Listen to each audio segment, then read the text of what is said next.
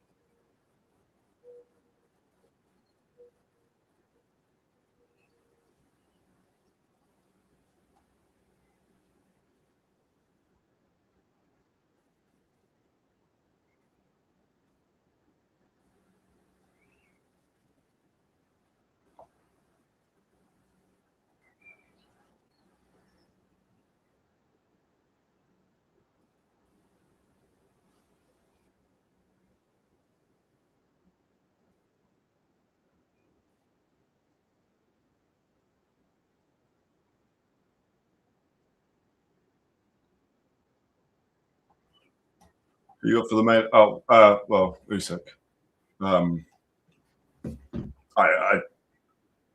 It's one of those sort of pointless ones. It's a bit like Joshua and Ngannou. I'm trying to convince myself Verhoeven has a chance, just so that when I'm watching it, I don't feel like quite so uninterested because the result I think is a given. But I just can't see a way Verhoeven. I'm not even sure he's got a puncher's chance. I know it's heavyweight boxing. I understand that, but like Verhoeven isn't known for his punching power anyway. I think he's going to make far too many mistakes. I think Usyk will stop him. Usyk also doesn't really take risks. So it might go the full 12, which would be a credit to Verhoeven, but I think Usyk will do whatever he wants. Money, money, money. That's why. How the game works. Sad. Well, I say sadly, it's good for the fighters. They get paid stupid amounts. But yeah, it's just money, isn't it? I don't mind these kind of fights when it's like AJ Jake Paul, because it was just presented to Anthony Joshua and he wasn't going to fight till this year anyway. So he went, oh, do you know what? Why not make a bit of money, do something quite easy? So I don't care about that. But when it's for world titles, it's like, come on now. It's like, it just makes the sport look shit. But yeah. Let's get a poll going actually for the main event. I mean,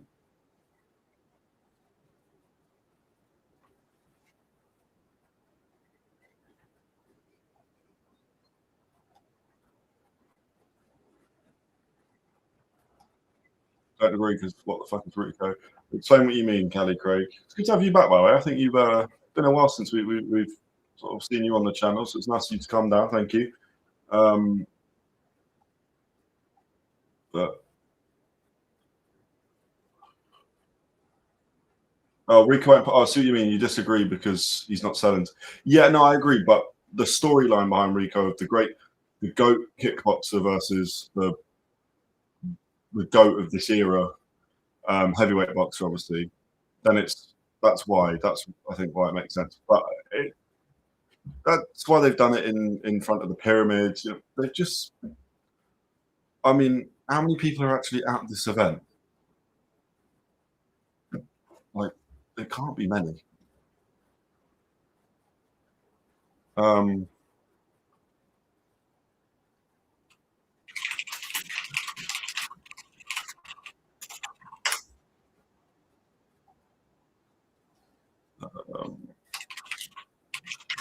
on.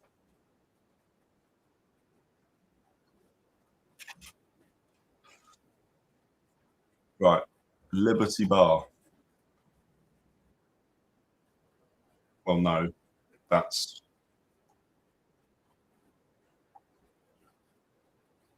like it's this one. It's not an official venue. I don't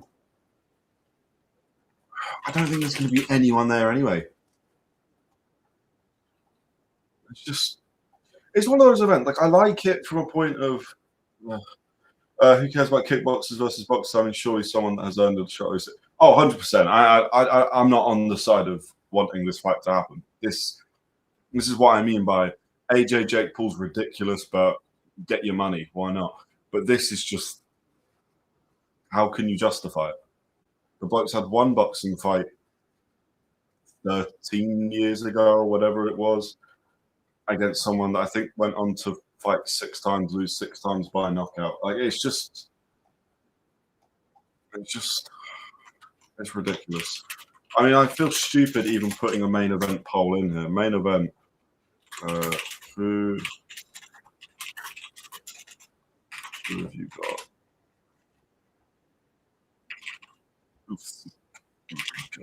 I mean, this is I've never done a poll where I'm more convinced that we're going to have 100% for first bot of the night. I'll be really honest with you, as annoying as these bots are, and I don't even know what the hell these links. Like, I'm not condoning the links. They're quite good for us because the comments mean that we get pushed in the algorithm. So I don't mind it. But equally, if you are the person doing it or the bot or whatever, can you not? It's annoying. He lost 12 years ago for 1 month. Yeah, he's not a boxer. He's a kickboxer. He's going to get hurt tonight. Why am I out of focus? I don't want to go too close. You'll see my puby beard up close. That's never good.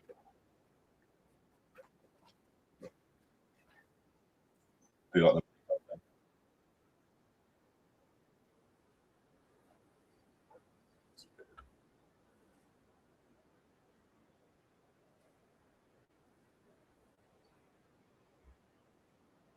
Nice, there we go. Right, I'm going to put a fan on because it's hot.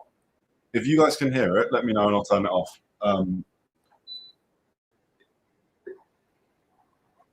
Give it a second. Right. From now, if you can hear that, let me know. And I will just turn it off. I don't mind. But I just obviously, perfect world, get to have a little bit of air in my room. I'm already sweating. I've been sat on the desk for the best part of 20 minutes. So. I'm streaming for 9 minutes. Oh, Jesus. Yeah. Okay. Let's very quickly. The poll already 100% for Usyk. He's just going to like. Is there anyone here? There's a few. We've got a few people. Is there anyone who thinks Rico even has a chance of winning this?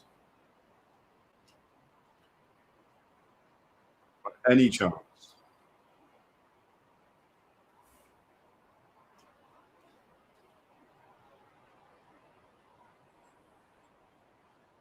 I just don't think he does. I don't think he's got any. I think Usyk hits harder, and then I don't get it. I don't get it. I watched some of his kickboxing. Can't take too much away from. There's not too much information you can get from watching kickboxing because it is a boxing match. But I was watching a bit of his kickboxing just to see what he's like. Just more temperament, really. He's very calm, very composed, but he's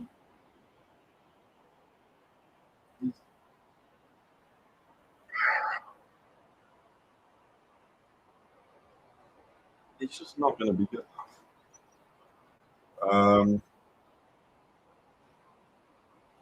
Right. Unfortunately, the bot you've used up. You're going to be in timeout for 10 minutes. Have that.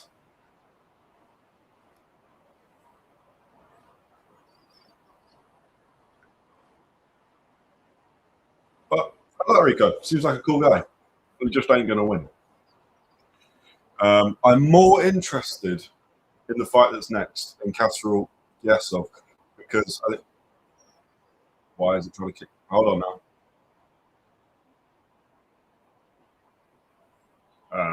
Sorry, I just need to check I'm still live. What the hell happened there? Okay, we're still.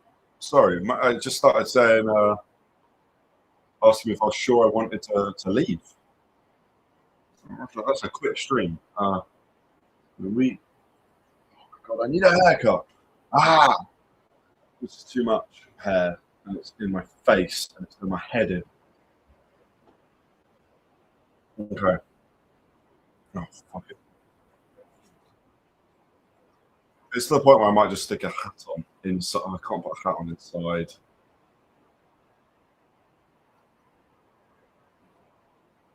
Doesn't help with the heat.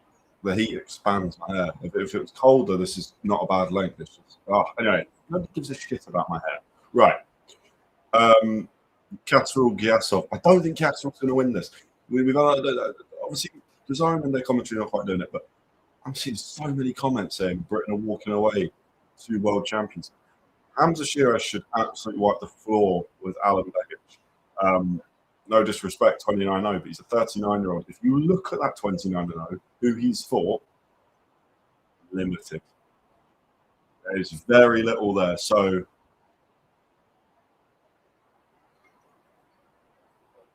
Sheeraz should be world champion by the end of tonight.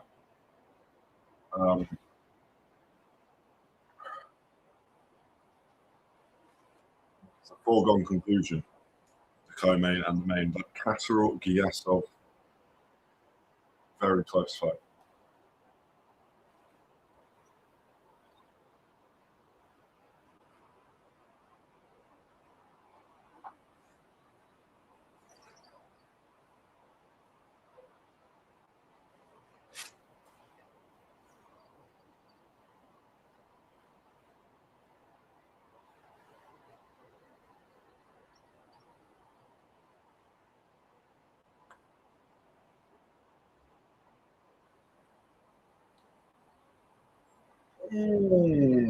These why is it they've done this with the? I don't have an issue with Malik Scott, Tiny Value, or Ade Oladipo. No issue with them. I like them all, but I don't care about. I don't want to hear him talk. I want to just watch the fights, and the fighters are ready. Can we just get it going? I beg.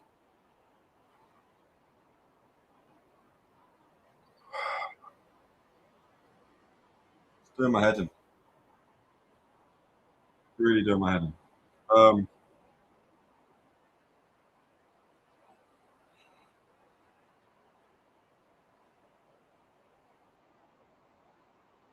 Usyk has arrived with Eeyore. They used to call me Eeyore, but yeah, with Eeyore, daughter's Teddy Bear. What's not Teddy Bear? Daughter plushie. That's what it's called now. What are people saying in the zone fan chat? It's always quite useful. Yeah, 84% think Giyasov wins that fight.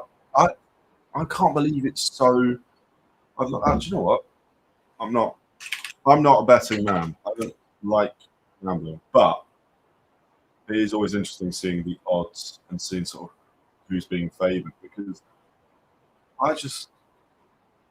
where is boxing? There it is.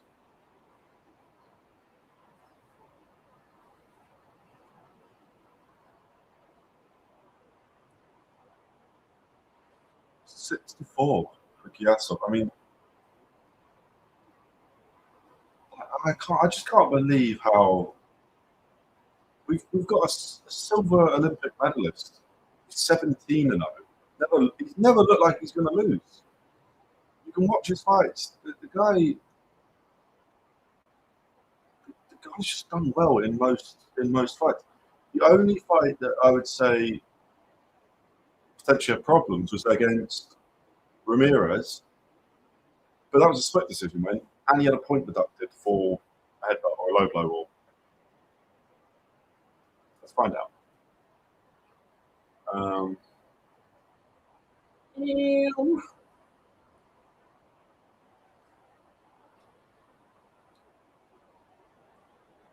Where is he? Low blow. It was a low blow. Everything else, well, it's just flowing through. Now, don't get me wrong, I'm not being delusional here. Jack Catterall's his hardest fight.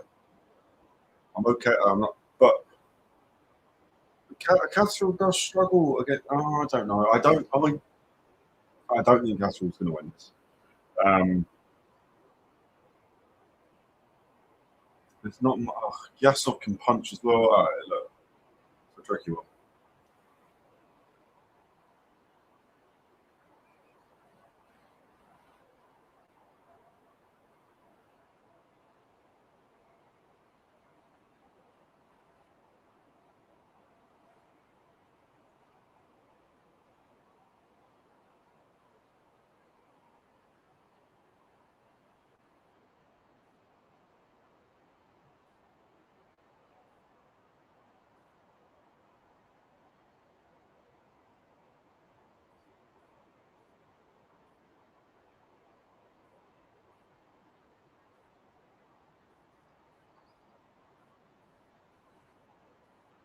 Right.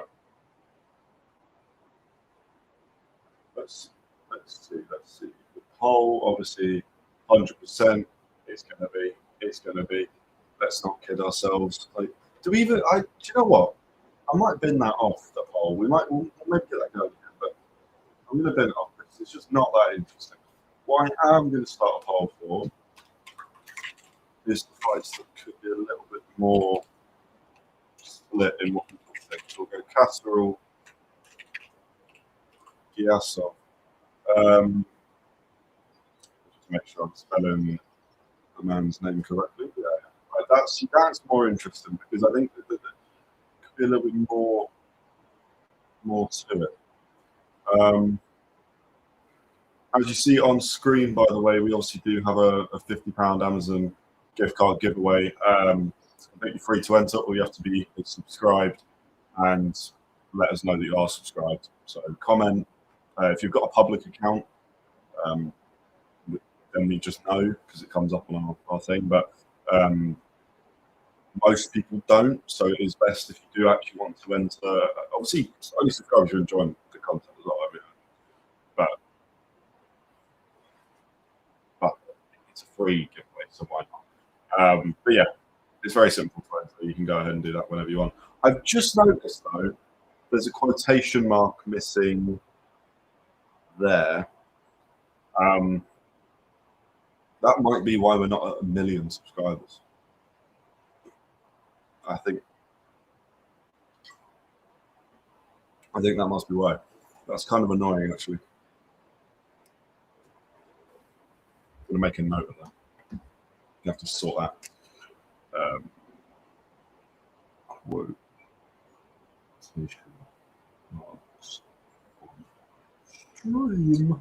Right, cool.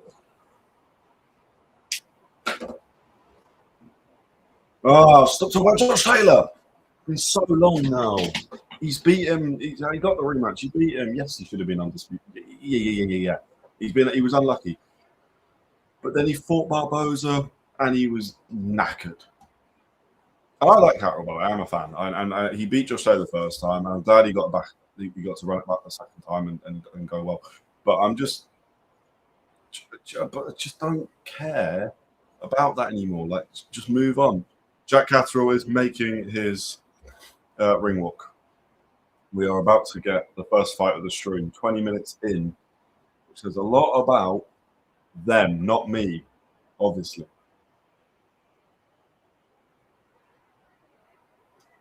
Right. There we go.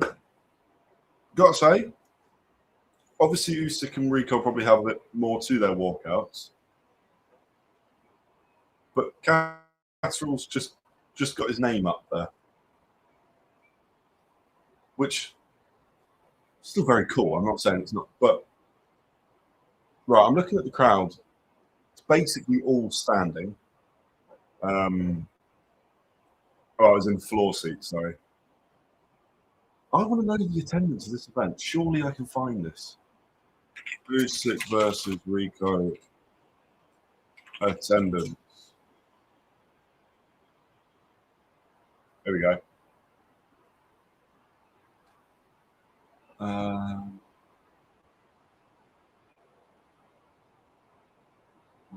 come on.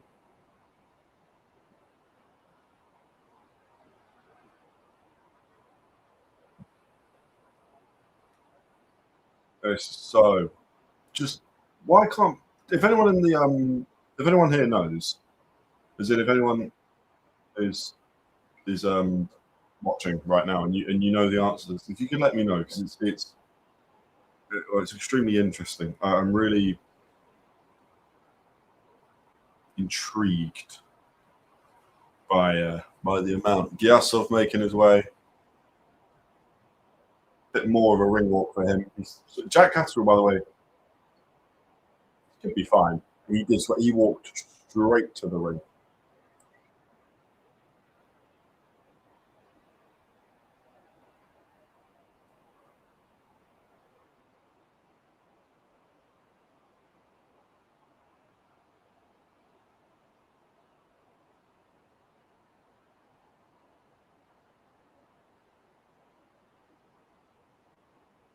I'm realizing I'm dancing. You can't hear this if you're not watching the boxing. I can't.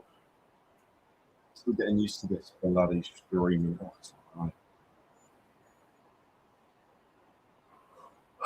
Right.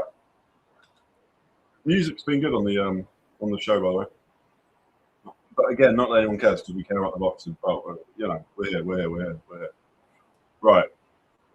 I need fights to start. I'm getting. Oh, okay. So Fanzone has 77% Giyasov wins. But I don't. I swear I read out, and I read it out. It was me read. I didn't make this up. I was reading it. That Fanzone had Catterall at 84% to win. It was like 43% think knockout, 41% think points. So I'm baffled, to say the least. I'm baffled.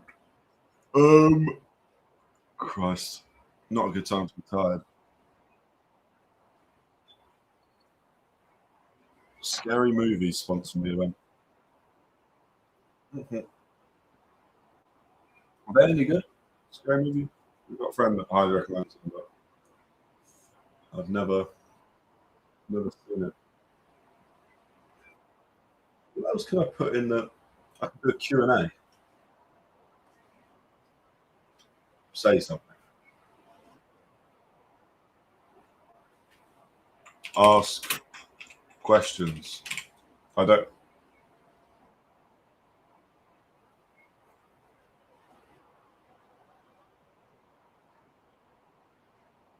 I don't know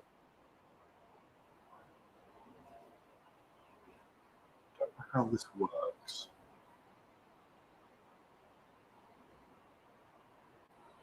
Okay, I'm going to leave that there, but I'm honestly,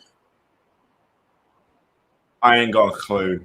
Actually, no, I'm just going to end that because I don't really check the YouTube side anyway. So I'm going to leave that be for now. But we'll come back to that. Right. Fighters are in the ring, by the way.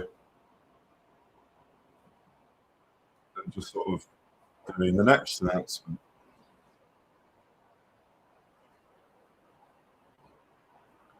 Ooh, Giyasov's coach is a flat cap. It's hard to beat a guy with a flat cap on.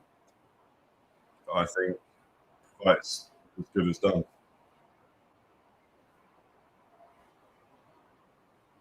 Olympic silver medalist.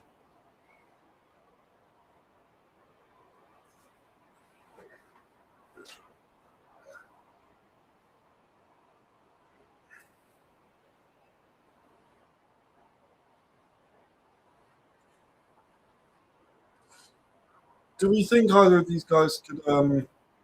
So Rolly Romero's probably going to vacate by the looks of it.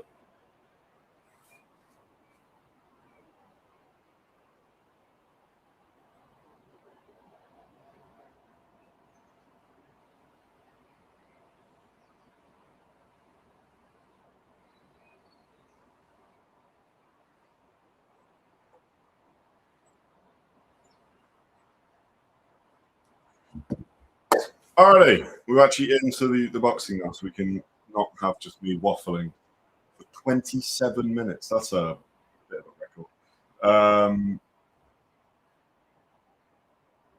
That is ideal. James Jameson, hello. I'm going to bring your comment up the minute it comes through. I've seen the comment, but if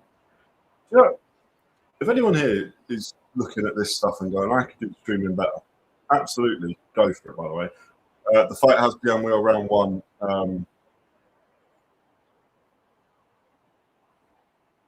Interesting, but talk Stu. If you end up doing it and you're going to use a sort of like you do something like we do, the Talk Studio stuff through Streamlabs, so slow to bring up comments. Like, actually, it's not coming up. Giyasov taking center ring already, by the way. James Jameson, I know you're here. Hello. Hope you're okay. Hope you're enjoying. Who have you got for this fight? We'll talk about the main event, obviously, but there's no real point in asking who's going to win that. I think, unless you're going to say Rico, then we'll really have a conversation. Good body shot from Catterall. Giyasov moved with it, but it was still a good shot. Both starting with the jab. You can see Devin Haney in the audience there. Obviously, he'll be watching closely. Stephen Bartlett's in the audience. That's pretty cool. I don't know why I'm out of focus again. Come on now. What's the fight? Stay. Ooh.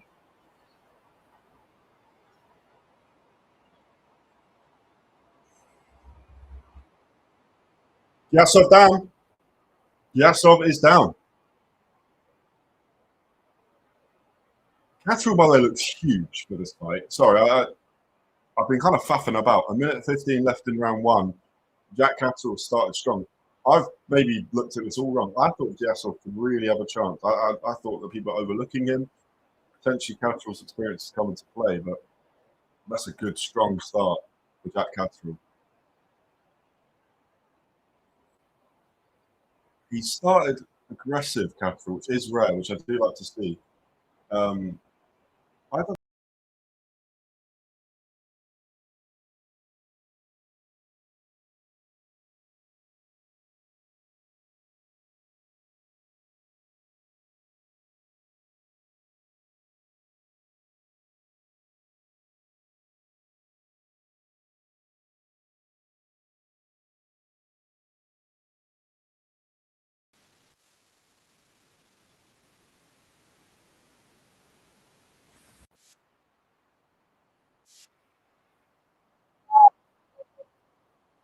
Right.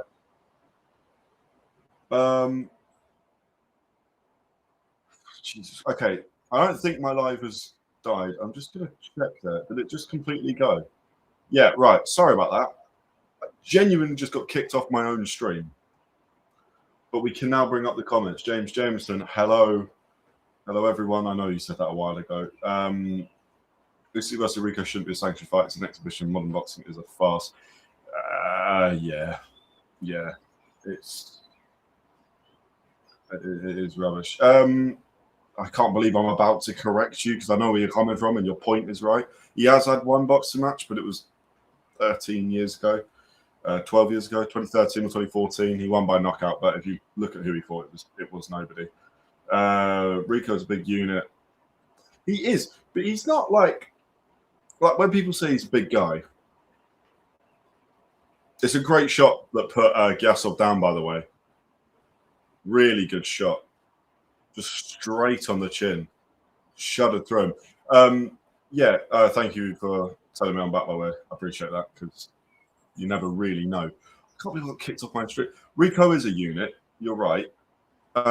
He's not that much bigger than Usyk, though. I think we do need to drop the whole Usyk's a cruiserweight beating up heavyweights because he definitely was at some point. But a 230-pound, near 6'4" fighter, that's a heavyweight. Come on, Jack. Yeah, I really want Jack Catterall to do this, especially because it will. I do think it's going to end up being a world title. I know Rolly Romero said he's going to retire or move away from the division. I don't know what he's doing, but whatever. We are into round 2, by the way, 30 seconds in. Giyasov just sort of pouring away with that left hand. Good shot by Catterall. Catterall looks so big, though. Giyasov, I don't know if it's the weight cut, but Giyasov looks small. And I've got this fight completely wrong so far. We obviously do we do a boxing this week show every Thursday, 7:45. If any of you like boxing, which I'm assuming you do because you're here, you should come along. It's a good chat. We had Legacy London on Thursday as a good guest. I think he's doing a stream now as well. Hopefully he's doing well. Don't leave us for him though. No, I'm joking. But I think he's doing a stream maybe on TikTok. But Catterall looks massive compared to Giyasov. Just in he's solid. Not in height, obviously, but Giyasov almost doesn't want to throw. It's another good body shot by Catterall.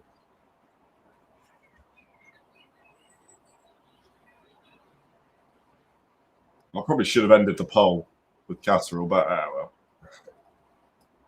That doesn't matter. Good body shot by Catterall again. Did move Giyasov, but not too bad. Giyasov is still pouring away with that left hand, but he's not really throwing. And when he does, he's throwing out of time. The right hand he's got, he's just not let the right hand go. Oh, okay. He's just let it go as I've said it. Catterall on the ropes.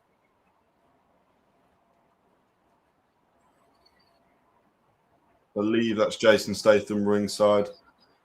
Canelo's there. Eddie Hearn's there. Turkey's obviously there. I'm trying to see if there's anyone that would really, other than, I guess Devin Haney's the only one that would really have an interest in this fight from a point of future opponent potential, maybe.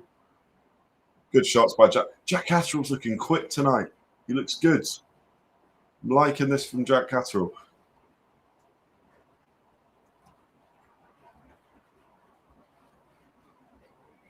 There's potentially an uppercut opportunity for Giyasov as Catterall comes in with that left. His head is a little exposed. He's falling into the trap of, well, what a shot by Catterall. Didn't quite land clean. Nice shot by Giyasov. Good response. It's a much better round from him as well. Just getting back to basics, really. It's a good second round from Giyasov. I don't think he's won the round, but that's do you know, some judges would give him that actually because he had Catterall on the back foot, but I still think that's a Catterall round. Just far more effective. Turkish and Bricktop rings. I didn't see Bricktop. Where's Bricktop? I mean, obviously he's going to be there, but he'll be there for Hamzah.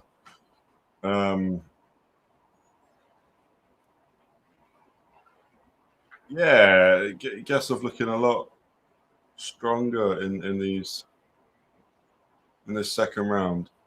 Still got caught by a big left hand. I mean, he ate it this time. He did eat it, and he was moving away from as the hand came in. But I think Giyasov does seem warmed up now. Turkish Bricktop and a Turkey.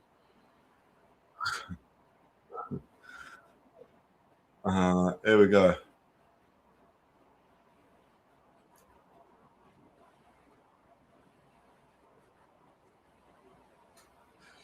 The thing is, I actually like what Giyasov's doing from a point of he's making it awkward. He's not following up with anything at the moment.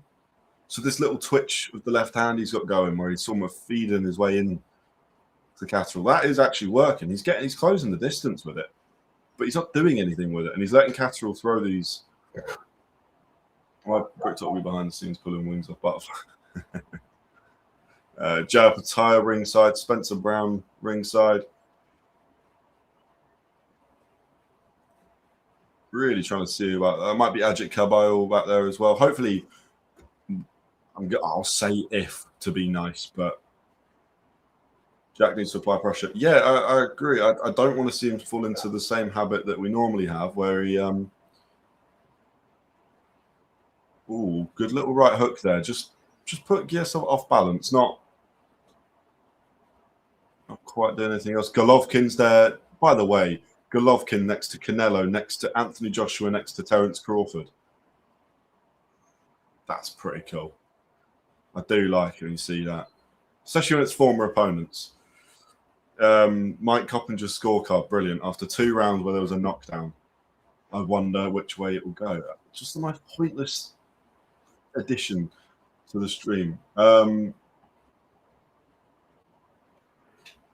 This good shot by Catterall. Really good shot by Catterall. Slightly low there, but Giyasov didn't react, so probably more on the belt than low. But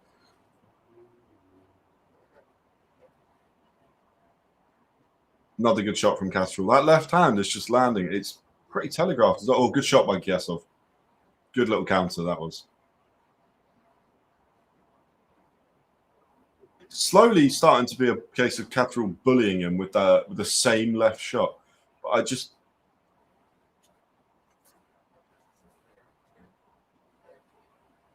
I want to see him just take it up a notch. Because I think he can get him out of there. Why not just take it up a gear? We know Catterall has other gears. This isn't the top of Jack Catterall. Don't get me wrong, I think the longer you let Giyasov get into the fight, that's where his sort of pedigree, that Olympic pedigree, the fact he can punch, that all comes into play. You don't want to let him get comfortable, which he is doing now. His timing's already gotten better. It's another really good shot by Jack Catterall. Giyasov, sorry, I'm just not. There you go, round 3 done. It's another Catterall round. I can't be annoyed at Catterall, by the way, and I'm not. I just feel like if you can do it, why not go up another level? You know?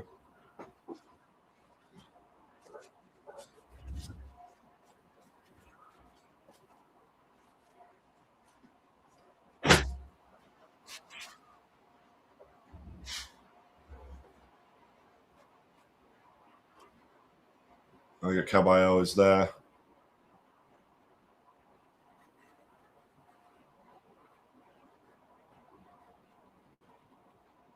There we go, round 4.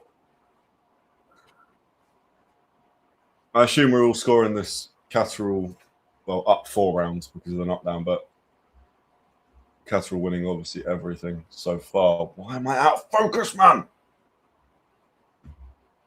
That's all right. Okay.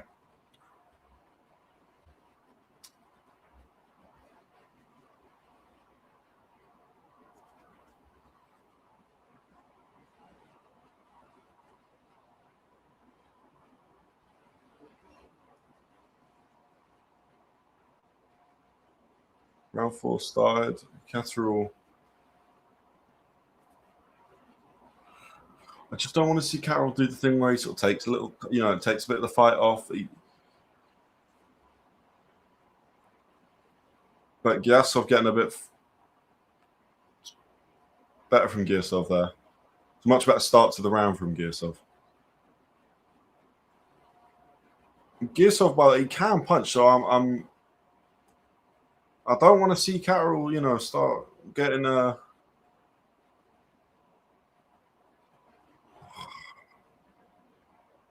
Giyasov is starting to come into this. Another good left hand by Catterall, but Giyasov's starting to read that as well. You can see it. He's starting to take that step back before that punch even comes in.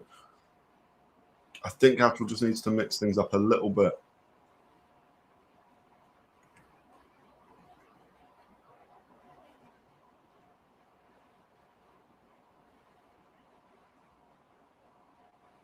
I think Giyasov is now settled. I think this is now his round one, basically. Obviously, he's got some rounds to make up, but it's a 12-round fight. It's not like he can't do it. And again, Olympic pedigree. When it comes to outboxing, he'll be fine. Hello. Hello. And then there were two. You all right? What's happening? You all right? Not bad. It's a decent start to the stream. Jack Catterall is putting a bit of a clinic on at the moment. What minute are you on? Minute left to round 4. Lovely. See what I'm saying? In sync. Yeah. In sync. The zone sorted themselves out for the big event. Yeah, I know. Bricktop, and I've seen the Bricktop comments. Kills me when he says that. Kills me when he says that, man. Yeah, no. It just like managed to catch, like, obviously a couple of fights on the way back. Been a good night of boxing so far. Very impressed with the actual event itself. I do think the main event is going to be a bit of a disappointment in terms of it's going to be over quicker than we think. Yeah. I know we said on boxing this week 4 to 6 rounds, but I just don't think Rico is going to be good enough to even move a Usyk in the ring. I'll be honest. Yeah, he's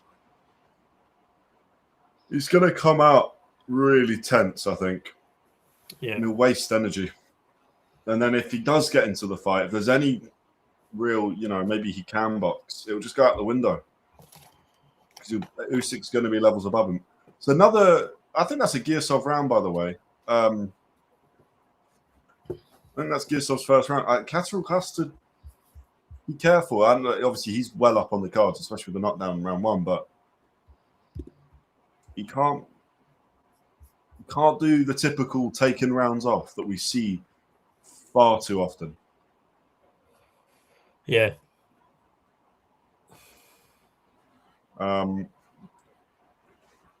What are people saying about that round? I'm convinced that's Giyasov. Fan zone's telling me that Catterall probably just edged it. I don't know. I think, yeah, I think you give the round to him. But again, we talk about this before. This is what happens with Catterall, and I think he takes really long to get into fight. So I said this on boxing this week as well. Yeah. So I think the longer it goes on, if you go off of Catterall, it work. In theory, it should work in his favor. Yeah. But then he's not fighting. He's fighting Giyasov, so it's like durable fighter. We need to see what he's like in the latter rounds, because if he matches what Catterall's doing, big problems. Yeah. Giyasov can punch. There's a lot to like about him. He started this fight terribly, but he's had a good round 4. Catterall's come out quite quick in 5. Landed 2 quite early left hands, but again, Giyasov's just sort of naturally taken center ring. Good little uppercut from Giyasov there. Didn't land too clean, but it does feel Giyasov's he's kind of got the left-handed Catterall. He kind of just understands when that's coming now. I don't think he's trying to read it. By the way, the event's good. Well, they'll do a wide shot again of the venue. I don't know if you've seen that. There can't be more than about 5,000 people there. Yeah. But I think there's only last week sold more. But there's only so many people you can get. Do you know what it is? You got to look at it like this, yeah. With these kind of events, it's not necessarily packing out an arena is the priority, because they'll probably do quadruple what Dave Allen would do in pay-per-views. So I mean, it's like just the pay-per-view, isn't it? But yeah. The zone fan zone's killing me, by the way.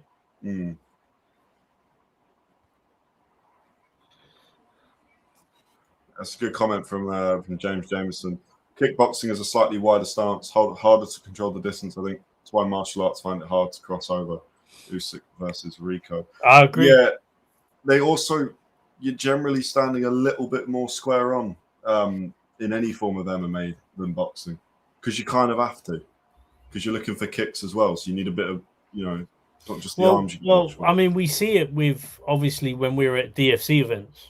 And you see the difference in. I mean, I would compare like, say for example, a high level bout on DFC, which I would say, were you talking about Marlon main event, Marlon Gillett? And then we also do K1 on DFC as well. We do K1 and we do Muay Thai. And if you get an idea of seeing the stances are completely different. And like Jermaine said, sorry, don't interrupt, but Giyasov just landed a big right hand as you were talking. I didn't react, and then he's just hurting again. Catterall took a massive breath in. Yeah, he felt that. He felt that he's gone back to his corner. He's gone back to his corner, and Sorry, I don't want to interrupt, but Giyasov. No. It's all good. But going back to the question, obviously Gassio is now in the corner. Catterall's there. I think in the next round, by the looks of it, the commentator scorecards have got him down. And if there's anything to go off, then he's probably going to be told to apply pressure in the next round. We might see that, especially now he's known he's hurt Catterall as well. It's almost like a shark in water that sees blood. That's what the response that you kind of want. But sorry, apologies. You see the wide stances though, answering James Jameson's question basically, and we see it with Muay Thai, kickboxing, and the boxing. I'm sure Connor can agree. And kickboxers do take a lot of punches to the head. Yeah. Rico, by the way, there's so many fights you can see his face getting cut up, and obviously kickboxing there's more than just punches and gloves. But James Jameson, whereabouts are you based in the UK? As he said before, if you are UK based, good shots from Catterall going in. This fight's turning into it's good stuff. Giyasov looks up. Yeah. Small hall boxing's brilliant, by the way. That's not my issue with this. It's when you've got Usyk fighting, you don't put it in a desert with no atmosphere. But equally, like the pay-per-view, and I do get it. It's just that at some point you've got to draw the line between spectacle. Giyasov still being standing here is impressive. Catterall needs to get busy. Aberdeen, massive man. Yeah, fair enough. I was going to say, if you're ever around Kent, which is a million miles away from you, I'd get you down to a DFC show. I'd put you on the guest list. You can come and watch some Muay Thai, a little bit of local boxing. It's quite fun, quite an enjoyable event. There's nothing local about that for... No, not local for us, but it's a local... No, I know what you mean. Yeah. I was just thinking it's not local for a guy in Aberdeen, but... No, that's what I said, yeah. That's what I said, if he's ever in Kent. Yeah, I see. Sorry, yeah. Yeah, no, Aberdeen, that's got to be, 9 hours at least, the Granite City. Jack needs a Don Charles slap. Con Charles. He's...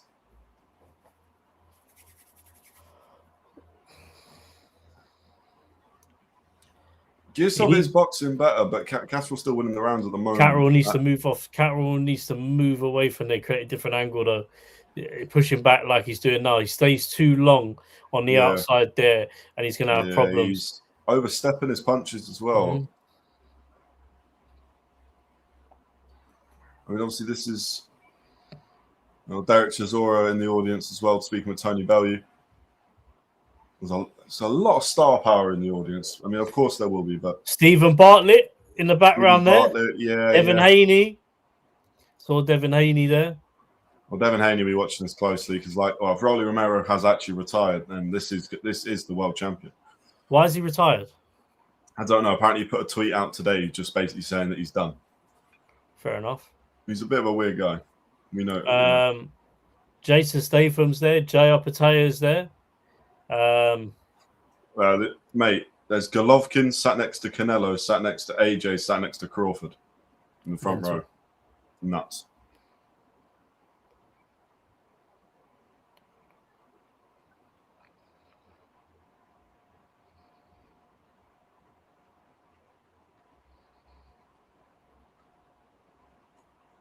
It's a good Catterall around that. It's much better from him because he was letting Giyasov get in there a bit, but he landed a couple good body shots. I would like to see Catterall bring the fight to Giyasov. I still feel like he's actually fighting sort of Giyasov's fight. He's just winning it, but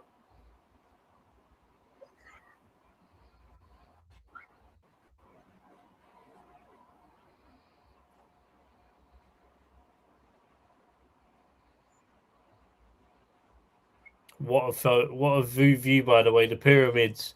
yeah. There. In terms of the event, they've smashed it with this one in terms of the location. I needed to see what it looked like at first. Saying that, though, we always said, despite our views on the main event, the setting is in itself. I mean, yeah, unreal. We have a comment from Kick. Do you know, we always put ourselves on Kick, so hopefully we're doing all right over there. Can we see the fight here? No, we will get completely banned and all the rest of it if we do. This is a watch along, so we're reacting to the fights. You can watch it on DAZN. Take that. And only DAZN. There's nowhere else to watch it. Sponsor us. So I had a twitch in my eye there. Yeah. This is better from Catterall. He's putting the pressure on now. I think Giyasov right now looks deer in the headlights kind of thing. I don't think he's got. You just can't let someone like Giyasov get in. I highlight James Davison's comment. That's killed me. That's absolutely killed me. Luis Ortiz worked on the pyramids. He's not lying, man. He's about 75 years old. He's about 75 years old, man.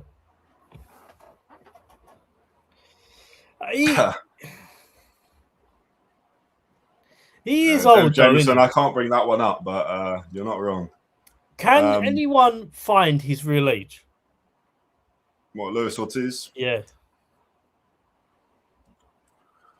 Sure, he's got to be pushing a couple thousand years old. Yeah, I don't think he has an age. I think he's infinite.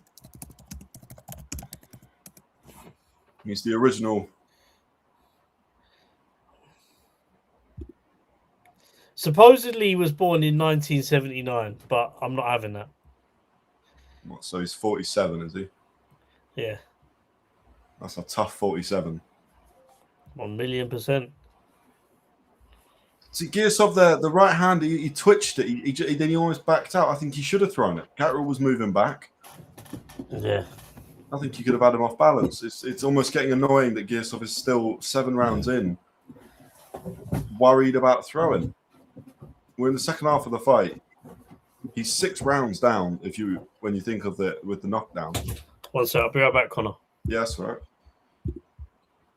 Cuban fighters are notorious for knocking off you. Oh yeah, 100%.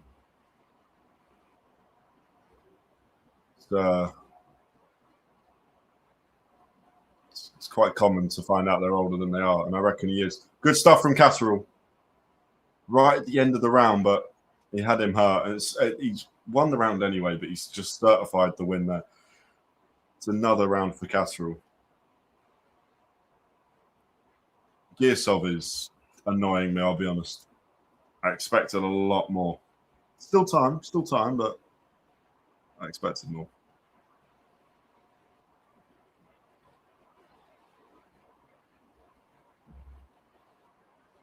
Giyasov definitely hurting. I reckon Ortiz about 50 when he fought Milder. Milder is so good. That is a... Mate, I'm leaving that on there till Paolo comes back, because he... As a channel, we're not too keen on... Sorry, someone has voted Giyasov during the fight. Someone's put a vote in after 7 rounds for Giyasov to win. It's bold. It's a bold shout. Not one I would have gone with. We'll bring the I'll bring the Mulder comment back up. I'm sure he'll read it anyway, but we'll just leave a bit of space. So I'm dying for a drink. It is boiling.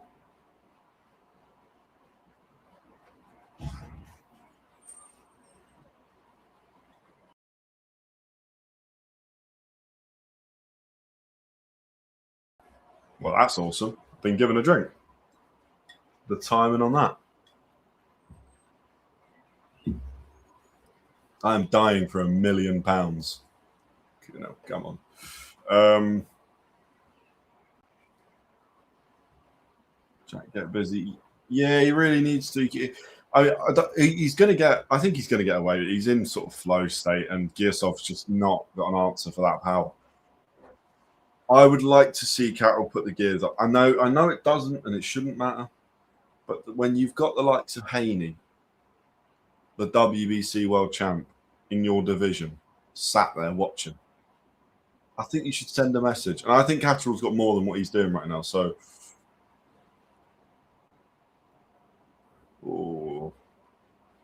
it's a good body shot from Catterall there.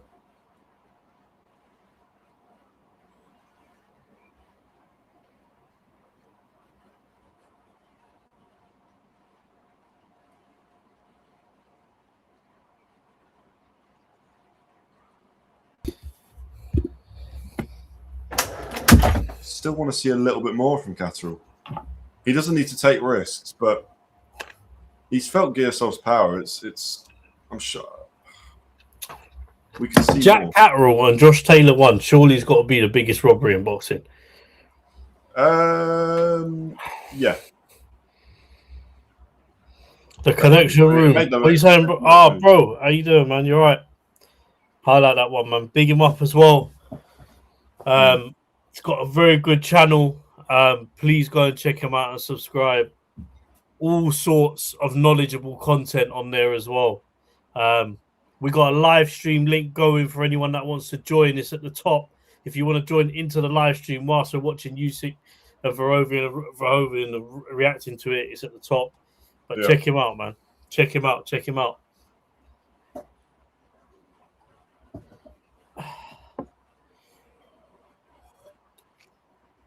It's a good shot from Giyasov there.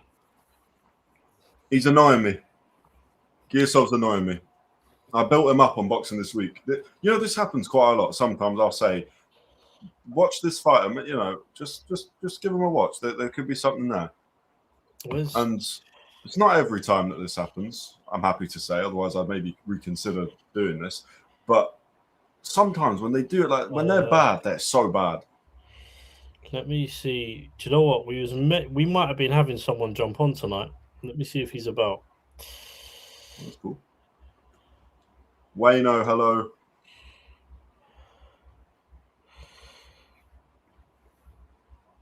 Yeah, watch Sanchez. A man said, yeah, highlight that one. That's crazy. He did look quite. He looked quite good tonight. I don't know. I mean, it's so difficult because if another of Eddie's fighters pops, then surely we are actually going back to our conversation we had before, where we're saying, maybe we need to take him out of the conversation. I love James Jameson's nicknames for boxers. You know, it's we got to do a compilation of these boxers and boxing personalities.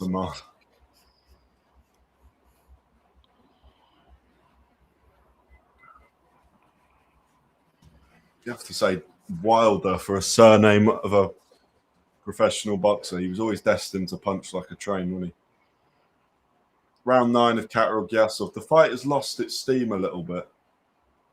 It's a little bit too easy for Catterall, which is kind of why I think he's not gonna go any faster or put any more into it because he doesn't need to. And unless Giyasov really starts pushing for it, we're not going to see any form of knockdown.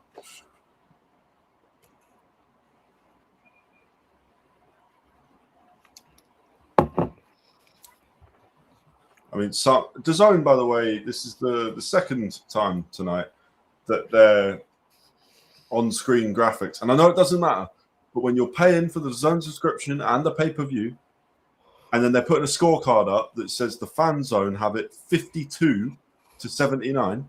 Grow up. There's a 27-point difference, is there? No. Okay, then. Stop.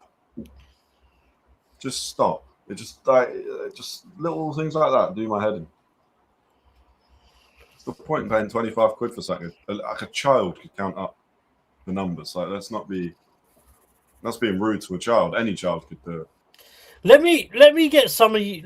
You know what? Interesting question was Catterall and Giyasov on, because you obviously all know where our love from boxing comes from, right? But what was the fight? Let's get some convos going. What was the fight that made you fall in love with boxing? That's a good question. Yeah, I like that. Drop it in the comments. Let us know, man. Round 9 of 12. Giyasov and Catterall.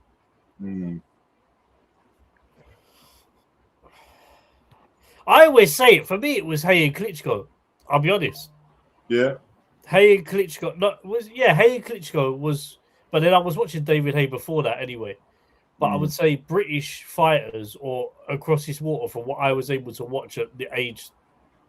I think David Hay, definitely. Yeah. Sometimes I think Jack is happy to coast. Maybe just me. Yeah, no, I hear it. No, he is. I hear it. Corey Zander dropping all sorts of nonsense. Already had to put one bot on timeout. Joshua was for you, innit? Joshua was yours. Was it Joshua? Yeah, AJ versus Dillian White. Really? That was the first fight I remember watching. I know I've been watching boxing for pretty much all my life because of my mum. Yeah. But hold on, we'll put them in timeout because Corey Zander, you're banned. Yeah, red card. Red card. Instant red card. Yeah, but AJ versus Dillian White. Because I remember falling this. I was sat on a beanbag and I was falling asleep, and then I remember hearing Dillian White's story, and then I fell asleep, and then Anthony Joshua started walking out. And I remember thinking, "Oh, this guy's been stabbed when he was younger, had a kid at 14, all this stuff." So I supported AJ, and it wasn't until years later that I realised I got the wrong guy. But Barry McGuigan with Pedroza. Wow. That's a shout. Honestly, was even the best fight. Joshua Martin. I mean, you can't ask for much more. Like, if you're an AJ fan, which I'm assuming you would have been, then you're seeing him win a world title in his 15th fight, knock out the champion in round 2. Do you know what though? It's not even about the best of the fight. I loved the fact, that the way Joshua beat Charles Martin, because the talking Martin was doing in the lead up to that fight, the words that I remember was, he said, "I walk this earth like a god." That's a big shout. That's Muhammad Ali talk, man. I expect someone like him to say that. Charles Martin, won his world heavyweight title because the other fighter dislocated his arm. Mental. Yeah, I think Charles Martin's one of the worst heavyweight champions ever. Stavern, him and Stavern. I got a problem with Stavern, sorry. Listen, you can't tell. The way he lost to Wilder was mental. The second fight. Is that the... well, he just stood there. There.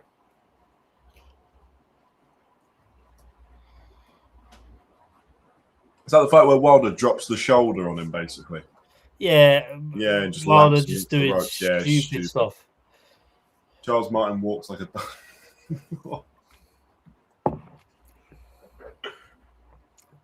Yeah, I hear it. Yeah, there's nothing about Charles Martin. I can't believe he's still a thing, really. He's with Zuffa, isn't he? Oh, Catterall's just hit Giyasov with a great body shot. Low to the body, then straight up to the head. Backs off again. It's establishing range. Yeah. Get me on the zone commentary. Jesus Christ, Connor. Get me on the zone commentary with that one. I've done commentary before as well, by the way. Go and look. I can't remember. BXGP is an unlicensed boxing platform. Yeah. I've done commentary for them on one of their nights of fights. But they also have a pro Muay Thai platform, MTGP. They got up and down the country, actually. They go Scotland, down all the... Literally from Scotland. They're huge now. I've done commentary on their show. It's mental. That's the hardest thing to do, Colin. Oh! Good shot by Catterall. He's back up though. He said, "Okay." Yeah, he's not hurt, but it's the right hook. It was clean. Okay. The timing on that was beautiful. Right, we're going to finish this round, then we'll bring up your comment, James. I'm just, I don't know why I keep doing that. James. I can just call you James. But just want to see. Giyasov not hurt, but Catterall just landing that jab. Another good shot from Catterall. Doesn't land too clean. Nice 10-8 round for Catterall. Not a bad shot from Giyasov to end the round, but no. That's Jack Catterall's walking his way to this. Wilder's the worst champion of all time, my opinion. Shocking resume. He has a shocking resume. He's not the worst of all time. If you lot are watching this, it's mental. This song's playing in Egypt. Well, almost every night, yeah. It's mental. This song on in Egypt. Why is that mental in Egypt? Dancing in the moonlight in Egypt. You know, like the Egyptians not gonna have a clue what that is. Ah. Great song, though. It's a banger, mate. It's a banger. Everyone in the world knows that song.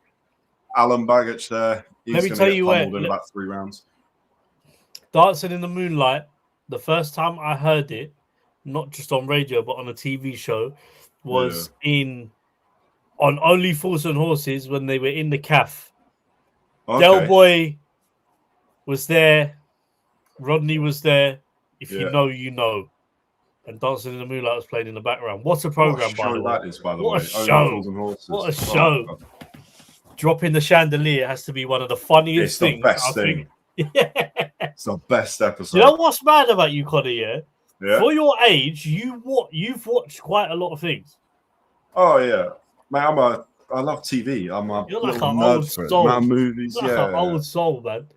Oh, no. Okay. Not a knockdown, but Giyasov did just sort of take a knee. But didn't Charles Martin fight Ortiz a few years ago? Yeah, he did on some slightly odd event. I was about to search up what he's doing, but Charles Martin fought. Well, he fought Anderson as a late notice, and it was just pointless. Yeah, he got knocked out by F.A. Jagba this year on the Zuffa, yeah. Is that their first card? Is it Zuffa or Zuffa? I don't know. It's shit. It's what that's, you know. Yeah. Turkey's on his phone for the whole fight. Yeah. Does that a lot, man. It does my head in. What about when Terence Crawford was falling asleep ringside for a Louis and Nakatani? Yeah, but that's Feb, and he ain't putting the money up, and he's time zones and everything. He's also the GOAT or a GOAT. You can do what you want, but Dino Ortiz.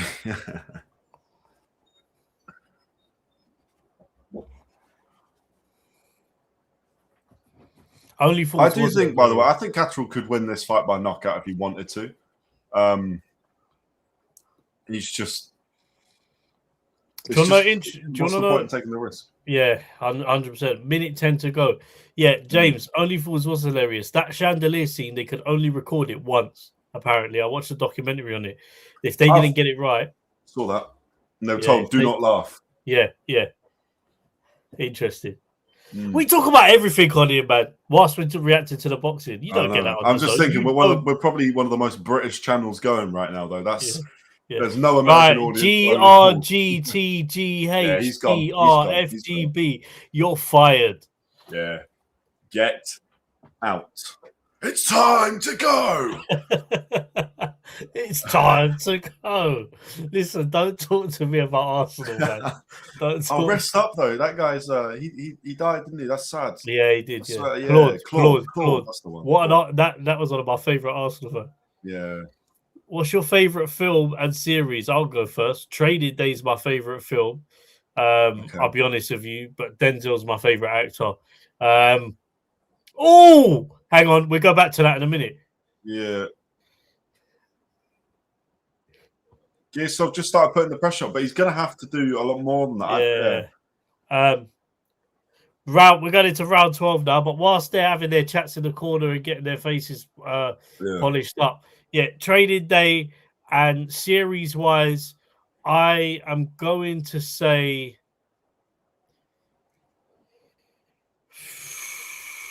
I've got a few. I don't have a favourite, but I'll tell you one of them Mm.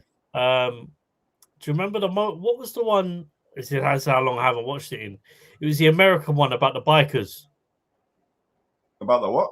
Bikers. It had the guy from Green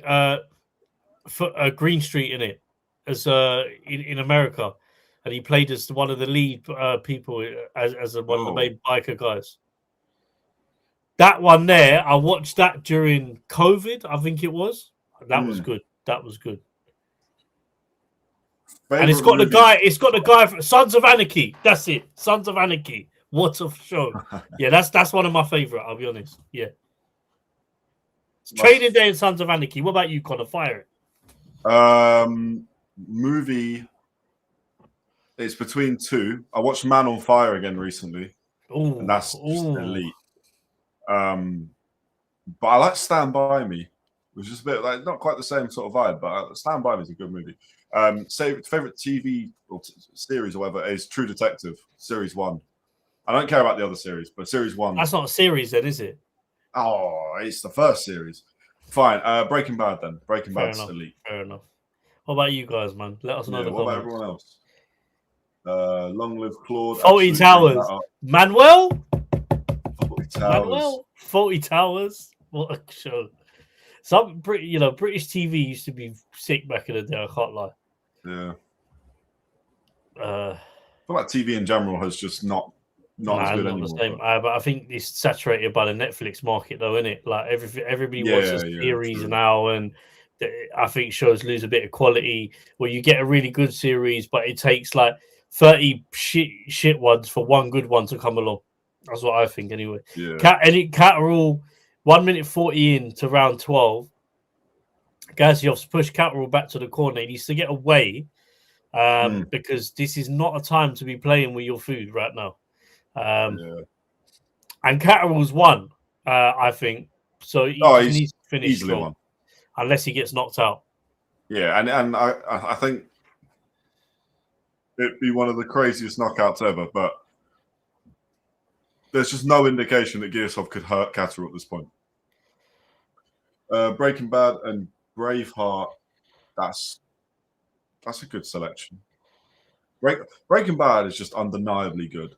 Braveheart's a good movie as well. Goodfellas is awesome. And by the way, if you've Catterall's hit Giyasov with another 2 shots. Sorry, God. Yeah, no, we should be talking about the boxing, really. No. But we talk about what the comments want us to talk about. Yeah, that's true. The Irishman is just the long, not as good version of Goodfellas. By the way, yeah. It's the same concept. You're just following around some gangsters. Basically. Godfather 1, brilliant. Rocky 1 and 2, brilliant. Casablanca, never seen Casablanca. All the Searchers. Jaws is my mum's favorite movie. 20 seconds left. Giyasov's just chasing Catterall now. He just needs to move away, finish strong. Don't need to get into anything stupid right now. There's some good shots going in from Giyasov, but they're just not going to land. They're not landing clean. We're under. Fight's done, I think. Fight's done. Jack Catterall has won.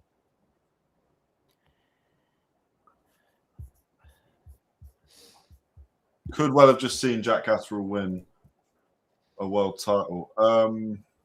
Too many great films. Yeah, you're absolutely right. Casino 2. I've not seen Casino. Ocean's 12 is good as well, though. Yeah, good movie. What do you guys think? Obviously, we could go back to movies in a minute, but honest opinion on that fight. I feel like in the last 30 seconds, I'm a bit annoyed with Giyasov because he come on really strong towards the end. Where was that the rest of the fight?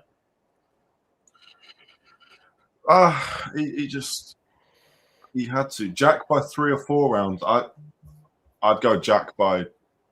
I think Giyasov won 1 round, 2 rounds.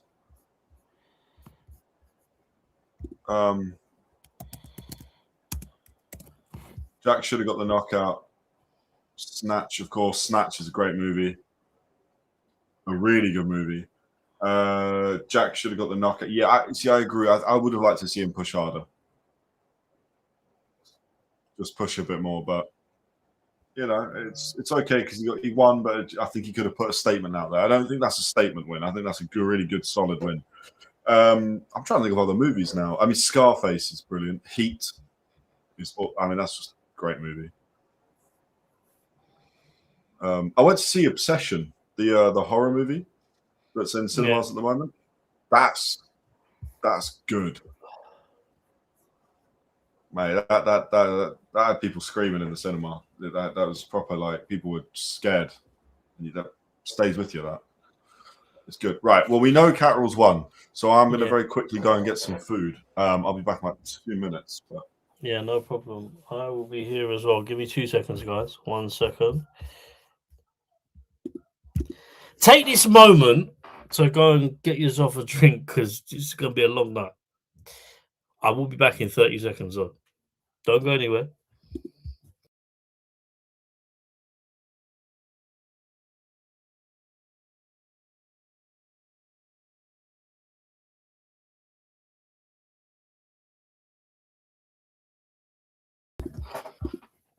Bit longer, bit shorter than 30 seconds, I'll be honest. The man who would be king, Big Sean Connery and Michael Caine. Yeah, massive actors, man. Interesting, though. But yeah, I think, yeah, with regards to that fight, I think Catterall's won it. Catterall's won that. I mean, I'll be very shocked if that goes any other way. I'm actually glad that he's finally going to get to win a world title again, because I feel like if there's any boxer deserving of it, I think it's always been him. I like Catterall as a fighter. Yeah.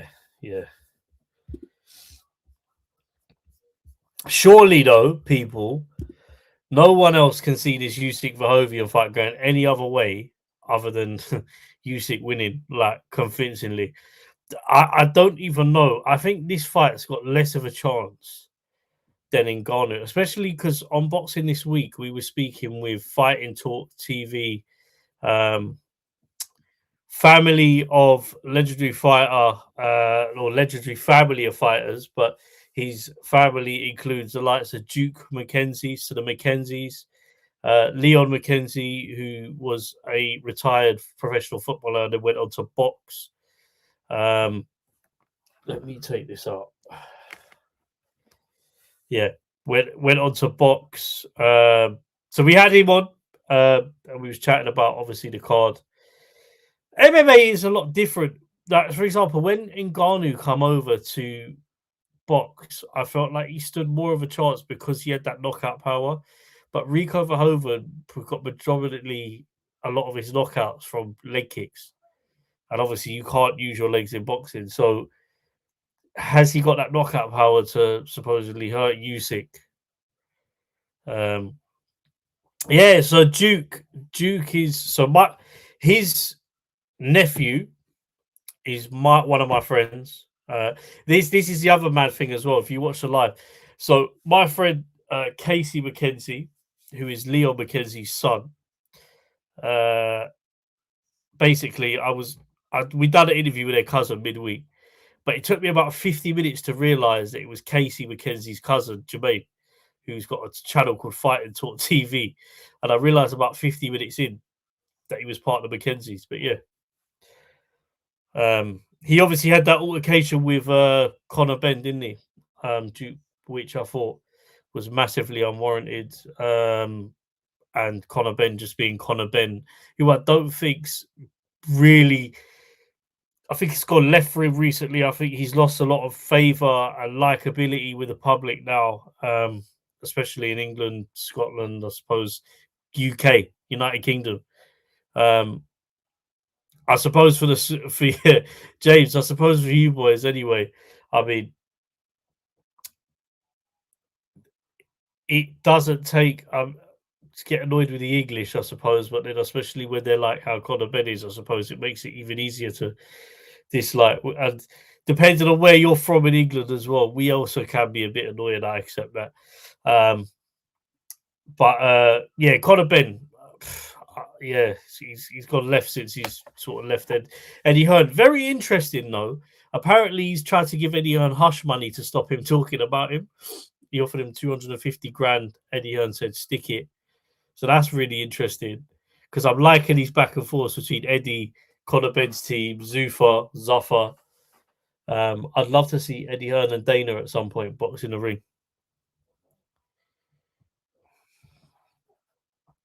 Eggy Ben. What another name? Nah, I hear it. Listen, bro, I hear what you're saying. Yeah, I feel like he's always been unpopular. Yeah, I agree, but I think under Eddie Hearn, done an amazing job with him in just getting him, and remember, raising his profile from when he turned professional with no amateur experience and really just off the Nigel Benn name, but not really knowing because he's still not hit world level, right? I don't think anyway. And I think Eddie Hearn built him up. And you know, I think Eddie Hearn made him likable whilst he was with Matchroom. But then I also think the way that Conor left Eddie Hearn backfired on him as well, because the public kind of, or the remainder of the public that liked him, had turned on him.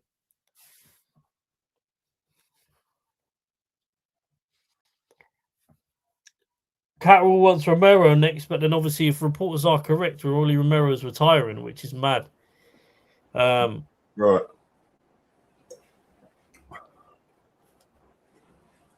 Well, I saw a bit of stuff about Conor Ben.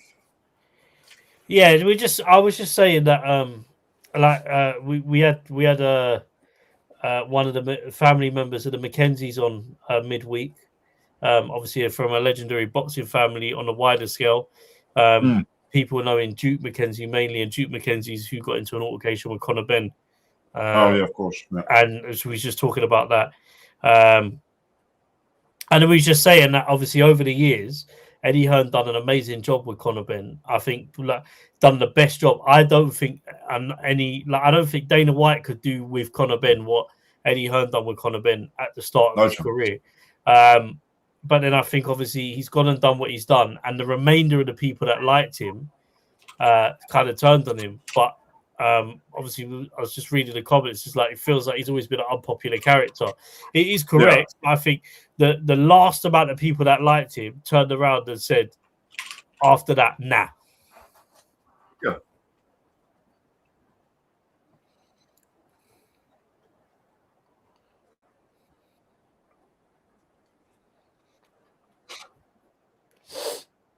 Right. Sheeraz versus Begic. We have a poll in the chat. Let us know who you think is going to win that. I imagine it's going to be quite one-sided, but still. How many fights till main event we got now? 2. Sheeraz, Begic, main event. Lovely. Which is why I don't understand why the scheduled ring walks are so late. Like, but who knows? Who cares? When do we get it? Right.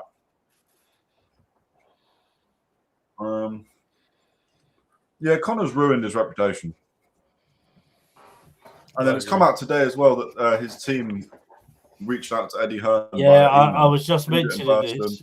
You're freezing a bit, by the way. Negative things about 250k. Have you done something to your Wi-Fi, Conor? No, has it got worse? A little bit, yeah. Okay. Just letting you know.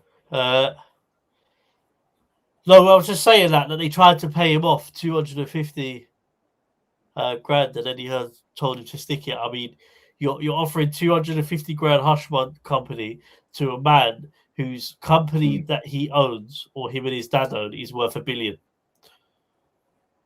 Yeah. Like there's levels in it, like.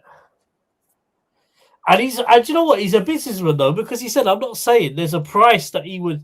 There is a price for his hush, but it's way higher than 250 grand." Yeah, well, but the thing is, Eddie Hearn's not going to take that. Like he said, even if they offered 25 million, he wouldn't take it. And I don't know if that's. No, he said he's got a price. He said he's got a price. He's got a price. Like you.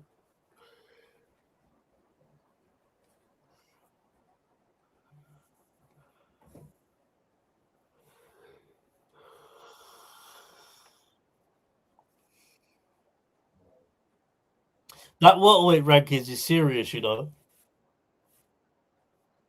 Mate, Connor? it's incredible. Yeah, sorry, my Wi-Fi is being so shit right now. I don't know what just happened. Vacant welterweight rankings: Devin Haney, Brian Norman, Stanionis, Ryan Garcia, Romero, Rohan Palenko, Shakhram Giyasov in order. I mean, the welterweight division is Raul Curiel, Alex Rocha, Jack Catterall in at 10. Yeah.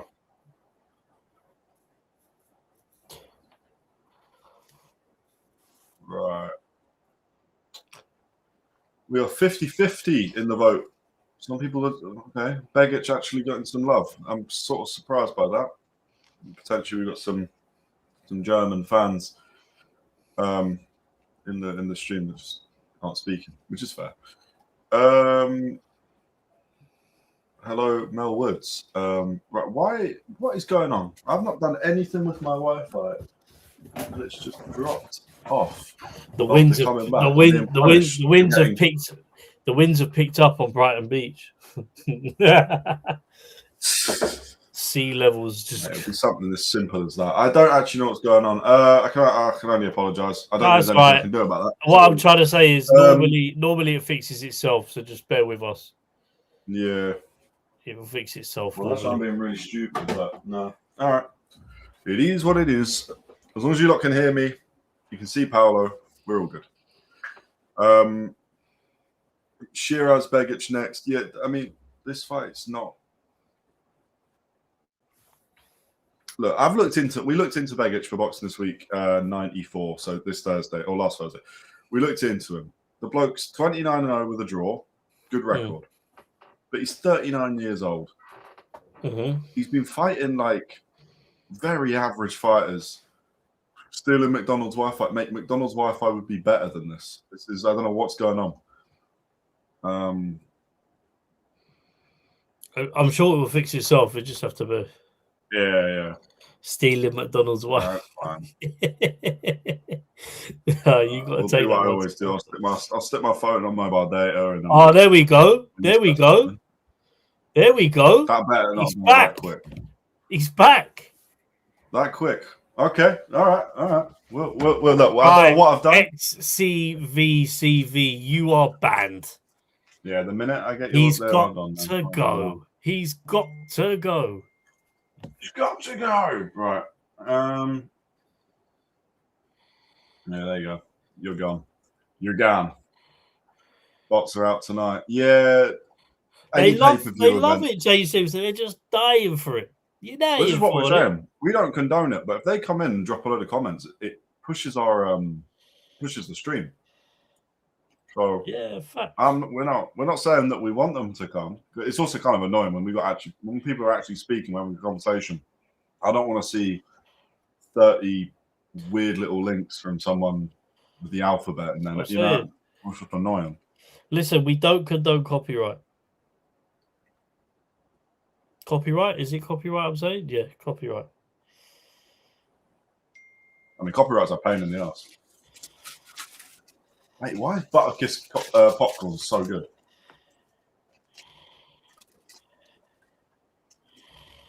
Stockton slapped the bot.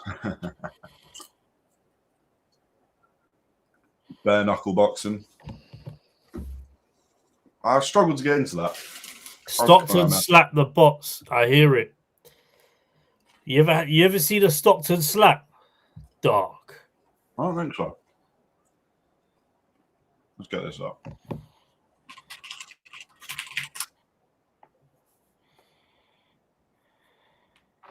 Oh, it's the Diaz thing. I see. Did it against Conor McGregor. Wait though. I am London way. Conor is not.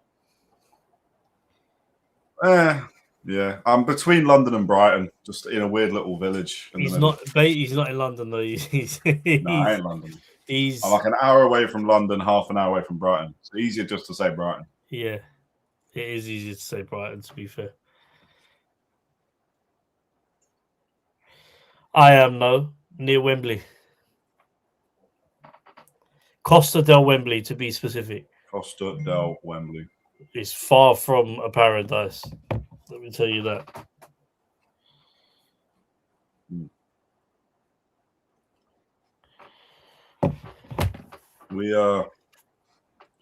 What about you, Wado? I'm sure he's told me before. Is Wado in Germany? I'm sure he said it before. Or am I thinking of someone else? Because Wado went to the boxing in Manny, didn't he?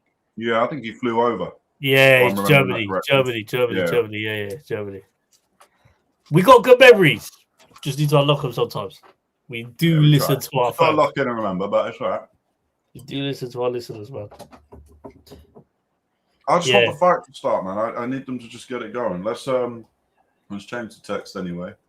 Manifest it starting soon. Hey, Peterborough is a hard away day in football, you know. We was in the champion. I support Fulham. We was in the championship. That was a hard fixture. Peterborough away. Tough.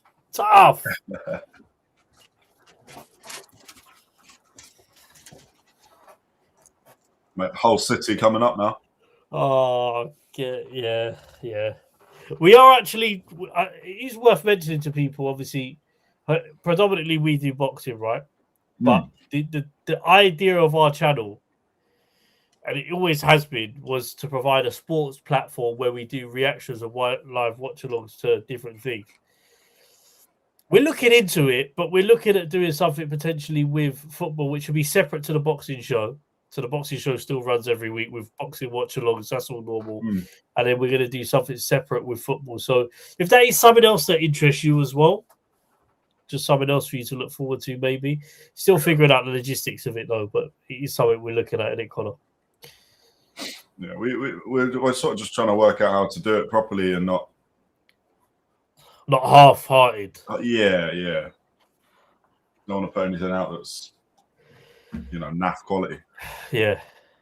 Up the Gooners. I'm thinking. That's just the Who set up the Gooners? I'm not pinning it, but James Jameson, you don't. Are you an Arsenal fan from Aberdeen? No way. Not even Aberdeen. Not even Aberdeen themselves. The mighty Aberdeen, the Granite City. You're not supporting them. Fair enough, though. If you are an Arsenal fan. Okay, well, we've got enough. We've got an incentive there. I'm not bringing up the Gooners. You have to. We have to do what the comments. You have to bring the comments up. I hate it as well, but you have to bring it up. Oh man, why have we got? What's going on? Red Army. Oi, it is important to mention Canelo. Obviously, if you're watching on the zone, Canelo and Billy are facing off. A lot of respect there, but Canelo is absolutely gonna mash Billy up. I'll be honest with you. I'll be so honest. I don't think Billy beats him. Like, I'll be honest. I'm not sure. Can't base it off Terence Crawford. Terence Crawford's not a normal human being, but I do. Christian and Billy, I've said it for a while. I think he could. I think he's got the tools to do it. Whether or not he does, I don't know. But it depends more on Canelo. If Canelo comes in and he's anything like the best Canelo, then what a sight that is. By the way, sorry to interrupt you, Connor. Commentary standing. No, you're obviously, right. Tony Bellew there. They're all standing there. Pyramids on the back of them. Crazy. What is this about Tyson Fury fighting Zlatan Ibrahimovic as well? Is there any truth to this? No. Right. It's just a bit of fun. Just like promoting each other, but not. That wouldn't surprise me, though. They're good. I think they're good friends. They've known each other since Zlatan was at United. All right. Completely forgot he was at United. Player as well. Aberdeen and Arsenal. Okay, well that's more respectable. Although having two clubs is dodgy, but fine. Yeah, but Aberdeen is like local, innit?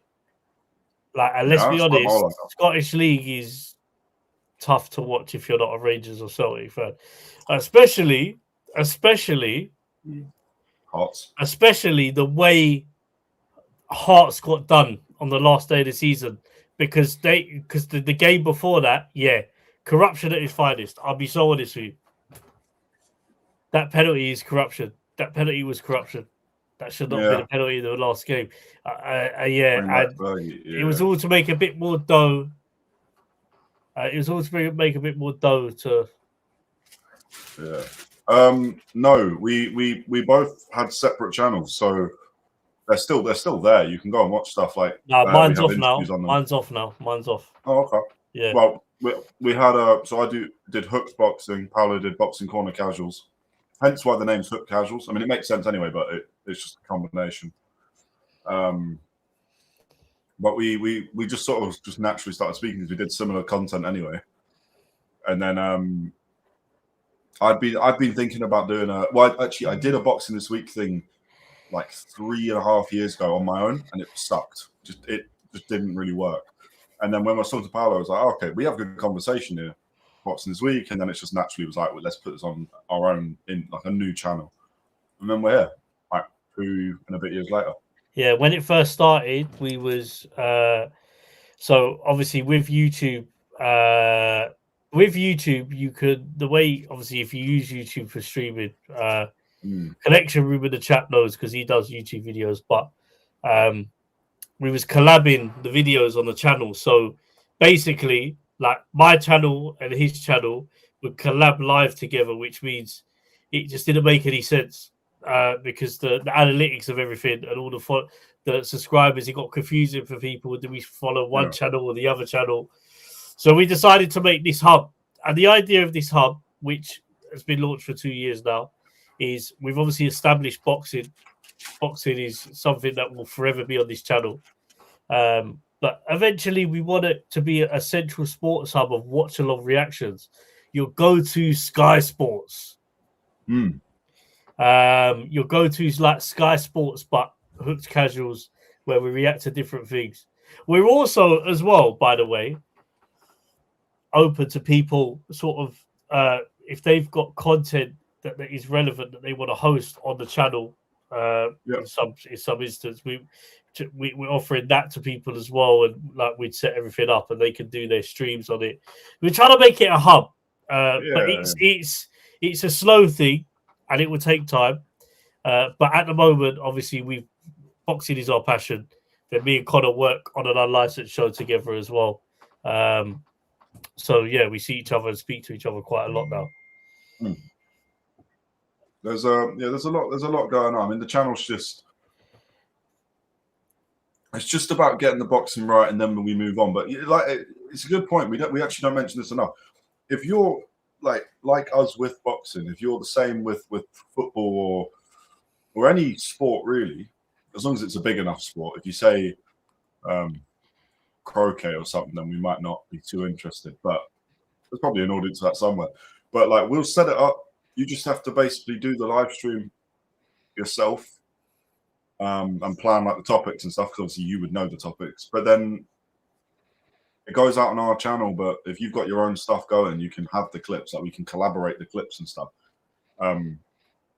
We just want to turn this into an absolute just broadcasting nightmare. Yeah, just constant. The idea is every day there'll be something going out. Eventually, yeah. Very that difficult is what it would take a long time, but that is the idea with the channel. But we're here for years. We're here to stay. But it's good fun anyway. I like the boxes. Unless one of us hits the stairs, that throws a spanner in the works. But if they don't, then we're here.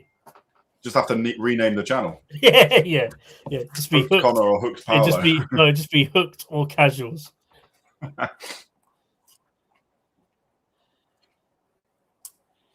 Right, I think we're finally getting to the fight now.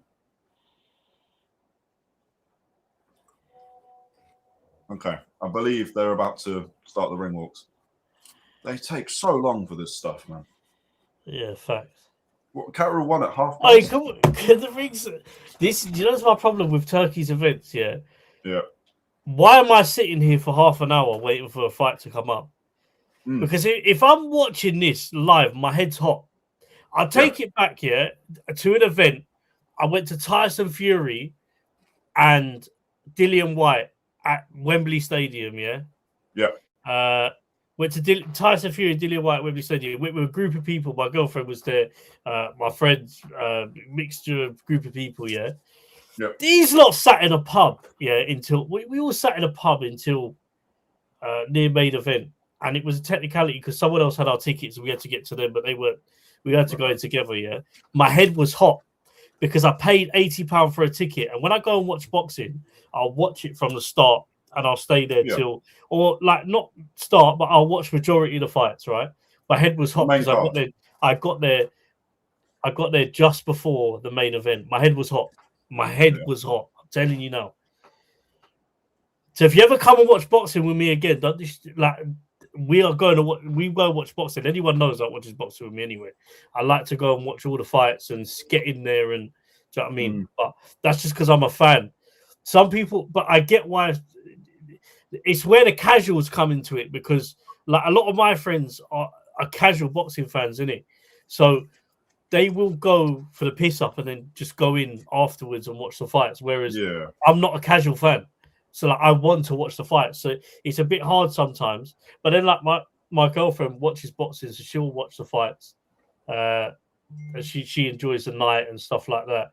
But it just depends on who I'm going with, to be honest with you. That's a warning to anyone that goes to boxing with me in the future that hasn't been yet. If you think I'm going there to sit in the pub for 3 hours to go to the venue, you might as well buy a ticket and go on your own. I'll be honest. It's people that will buy a ticket and then stand outside. Yeah, I don't get that. They're at the venue and they're drinking when the fights are going on. Just go drink. But the thing is, I understand that if you're a casual fan. Because I do. But I do get it. Personally, I could never do. But we're looking at it from the point of view of us as boxing fans, isn't it? Yeah, true. But I'm saying to you, like, I get why casual fans do it, but I'll give you an example. Like one of my close friends, Hamzah Sheeraz, is walking out finally after about 45 minutes. No. I get why casual people do it because they want to break, and I do go out for breaks in between, like 100%. Yeah. I don't sit there from start to finish just stare like that. Crazy. You can do that. Yeah. I do go out for breaks, but I mean, like, I'll give you an example. OVO Arena in Wembley, they host quite some good boxing cards there. And the way the stadium works, you go around. It's basically bars all around the seated area. Yeah. So a lot of people will go out. A lot of people will go out to have a break, have a chat, whatever, blah blah blah. I can understand. It's a good night out boxing. It's just the money it sometimes can cost to get a ticket in the first place to then not go and watch the fights. I think it depends how long your pocket is, clearly, because true. Because very quickly, sorry, obviously we've had we had another bot come in, but they've gone. You're like the commentary. It's just annoying. This is meant to just be a very, it's relaxed, but we know what we're on about, so it's it's a good mix. Hopefully the format does grow. And Wayno, congratulations. Hopefully it was a good stag do, but yeah, congrats on eventually getting married. Or you are married if it was one of those where it's the night before, but those are crazy. I don't think people do that too much. Some of the shows are a bit like, yeah, exactly. I think that the longest I've ever done was Yard versus Beterbiev, and I was there from the very first fight, and I was on my own as well, so I was just like, well, I got nothing better to do, so I sat there with a pint and basically just watched from the very first fight, and even that I was there for 6 hours just watching. I was like, okay, this is a bit much. Yeah. Fabio wants a rematch. Not sure if that's what. Yeah. Hey, do you not want to see? Do you know what? Quite funny is, yeah. Connor, if I send you a photo, can you pin it onto the live? Yeah.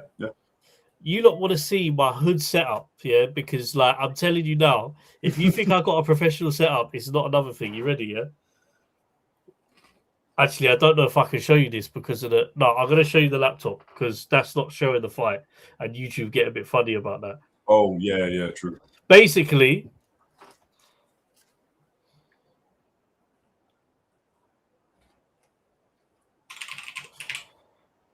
Let's not show you the full screen because YouTube would take our live off. I'll just show you and explain because I feel like people need to see that we are... I definitely need a new setup, 100%. But I'm not a fan of change. I'm not a fan of change. I've obviously got a second screen. I just sent it to Connor now. I've obviously got a second screen, but I can't show you that screen because that screen's got the fight on it. Copyright reasons.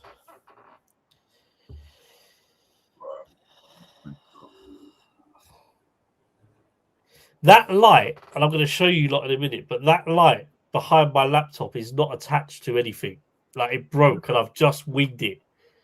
I think some sellotape's holding it together, but this is not a professional setup. But I make it look professional. That's all that matters. All that matters is what you can see right now. Sure, we'll try and do it this way. This might look really scuffed, but I don't know. See where that goes. Oh, there you go. You can see it.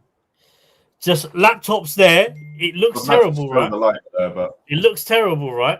Yeah. But laptops there. Let me get the actual fight up. I'll just screenshot it very quickly before the fight starts. A bit easier.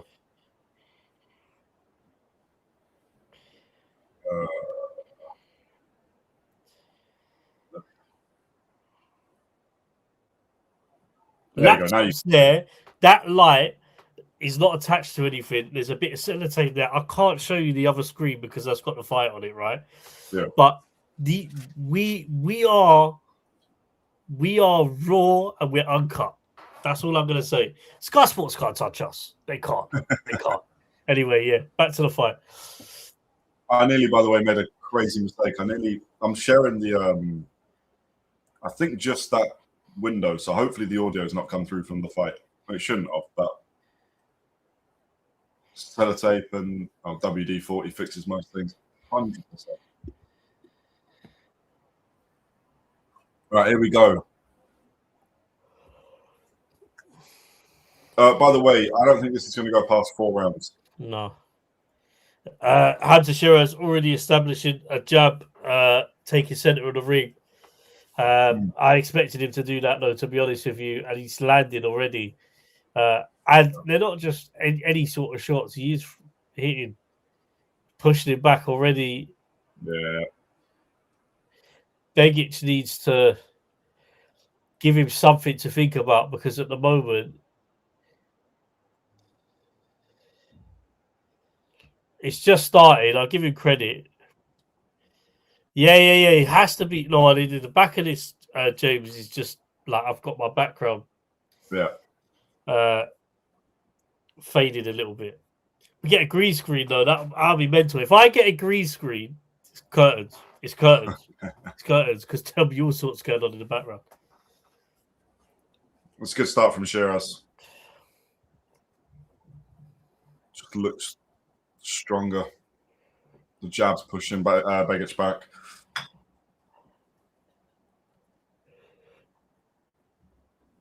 I'll tell you what though. Canelo's going to be watching this fight closely though.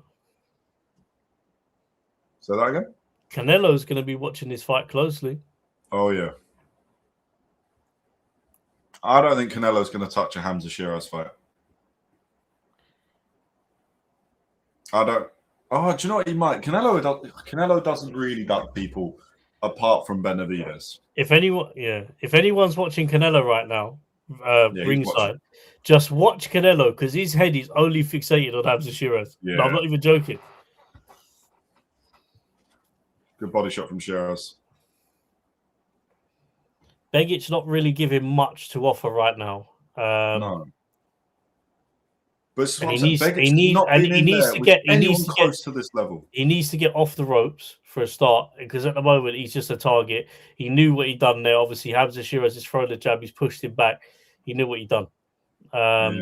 Knew the mistake he made, but now he needs to rectify it.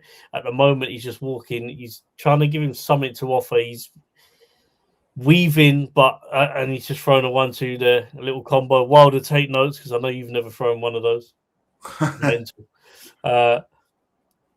Anyone found 20 clips of Wilder doing a 2 or 3 piece combo yet? No. Nobody's ever going to find that. No. Never ever. I think Begic already looks out of his depth. Yeah. He can't really. Do you think this should have been co-main?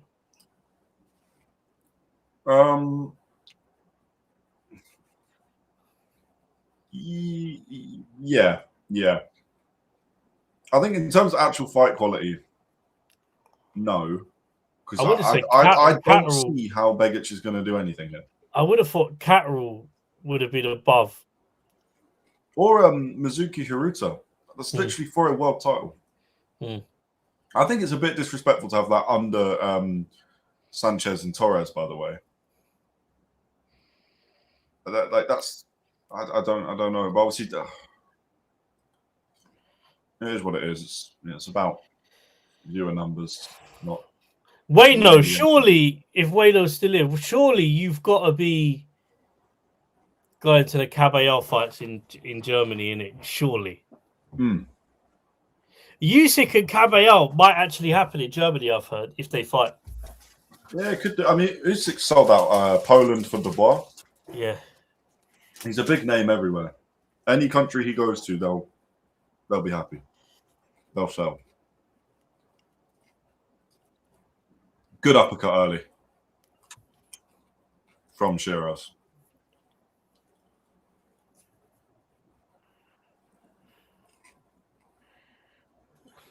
Begic's just throwing nothing right now.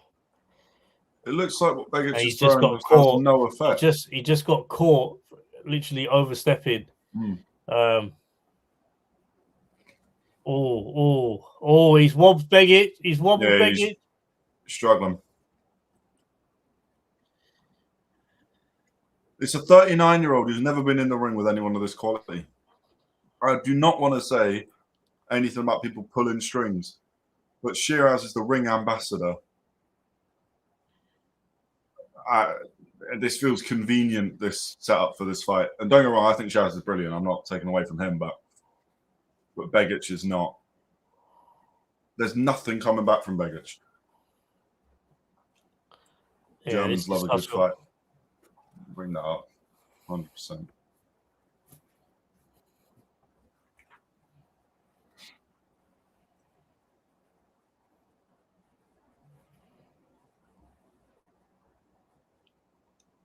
It's good stuff from Hamzah Sheeraz. It's another really good body shot. Minute 30 left in the round. He's just bullying him. Yeah.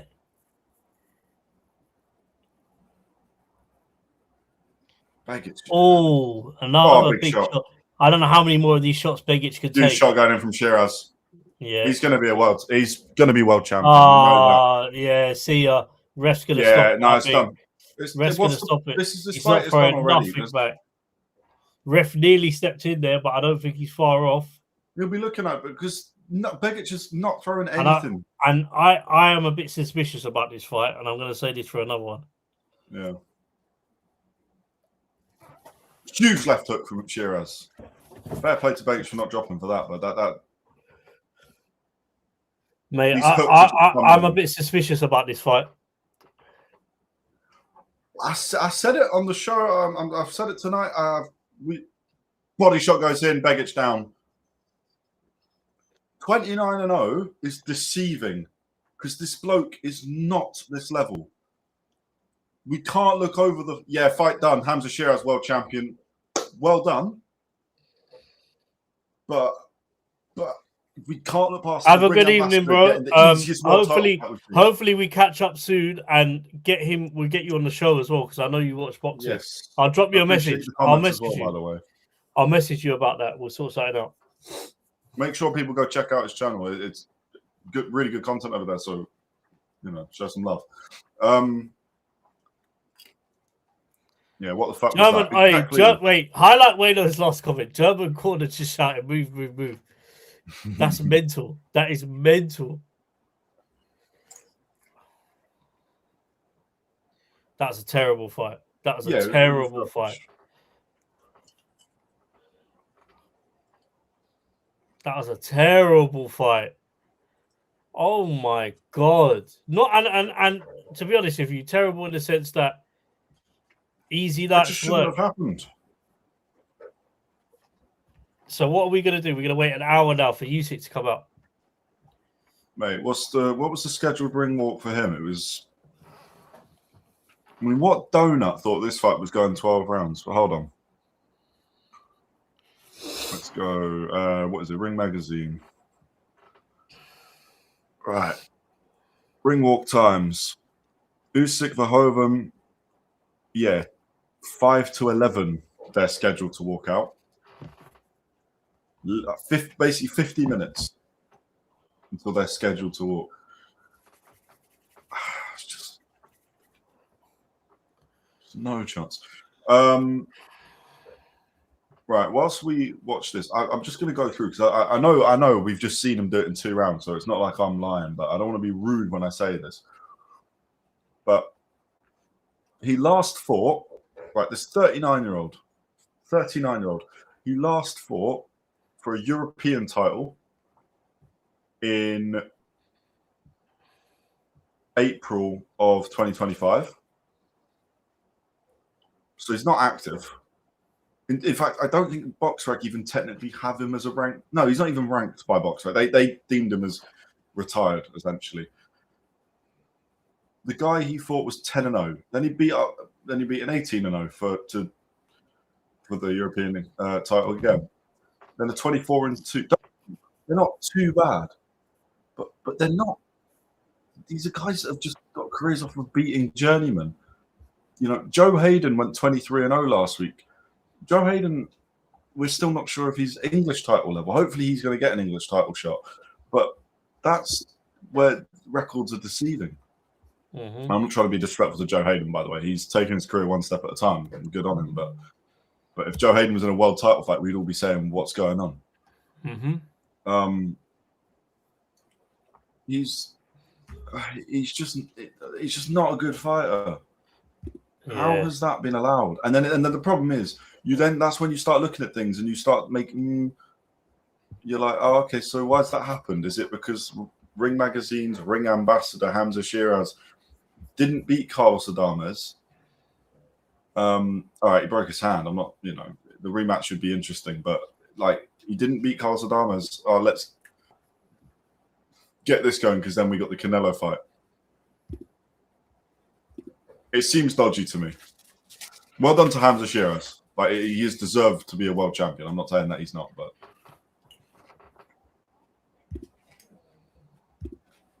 I hope Usyk comes up to walk like an Egyptian by the bangles.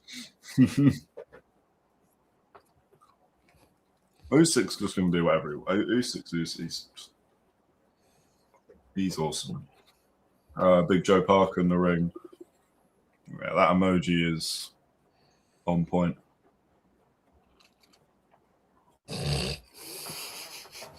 They never said any more about that, did they? No. I think he's just going to serve one of these.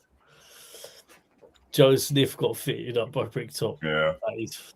No, but like the on a serious note,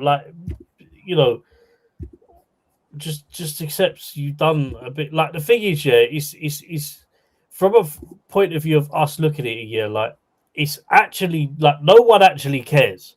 By the way, as in that you've done coke. Like just admit you've done it, accept it, move on.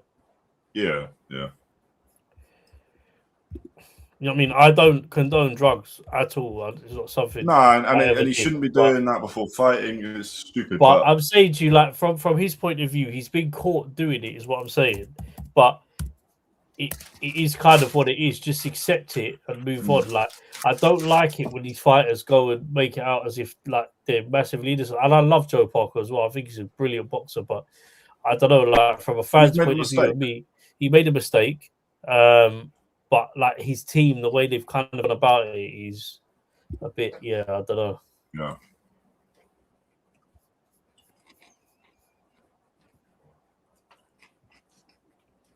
Yeah, secret bans. Because technically, Conor Benn was banned.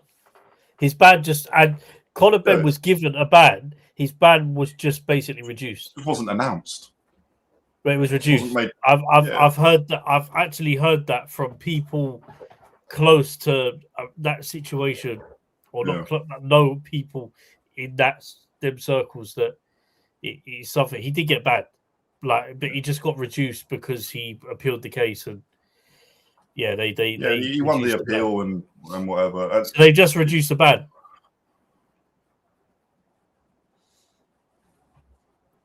All I'm saying is if you're not guilty, then they have no reason to ban you. That's just my thing, innit?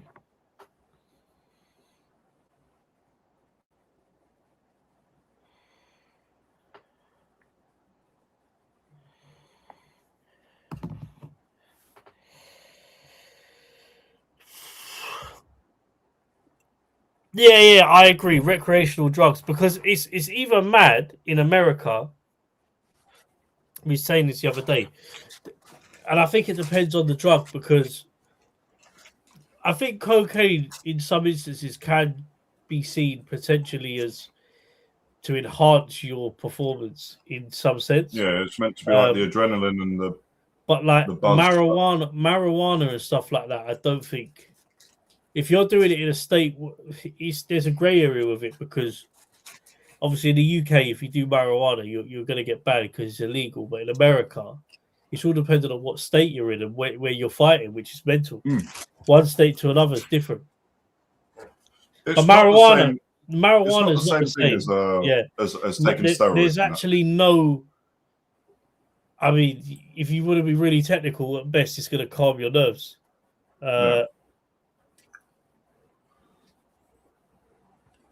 But this is the thing. It's not like he's done steroids. Like steroids, I've got no time for anyone that's done steroids. Yeah, steroids. Steroids minimum should be a 3-year ban, 4-year ban. But recreational stuff, like, it's silly. But funnily enough, on my old channel, I actually interviewed a former professional boxer who was found guilty of taking steroids, and he openly talked about it. Really, I don't have the content up anymore. I wish I did. But it went on my old channel where we done a podcast. It was about an hour. And you know, his thing is everyone else is using it at the time, and this was in the 90s. Because everyone else was using it, so you was kind of forced to use it, because if you didn't, you was fighting at a disadvantage to the other fighters. Yeah. And then there was that big conspiracy. There was actually quite a big.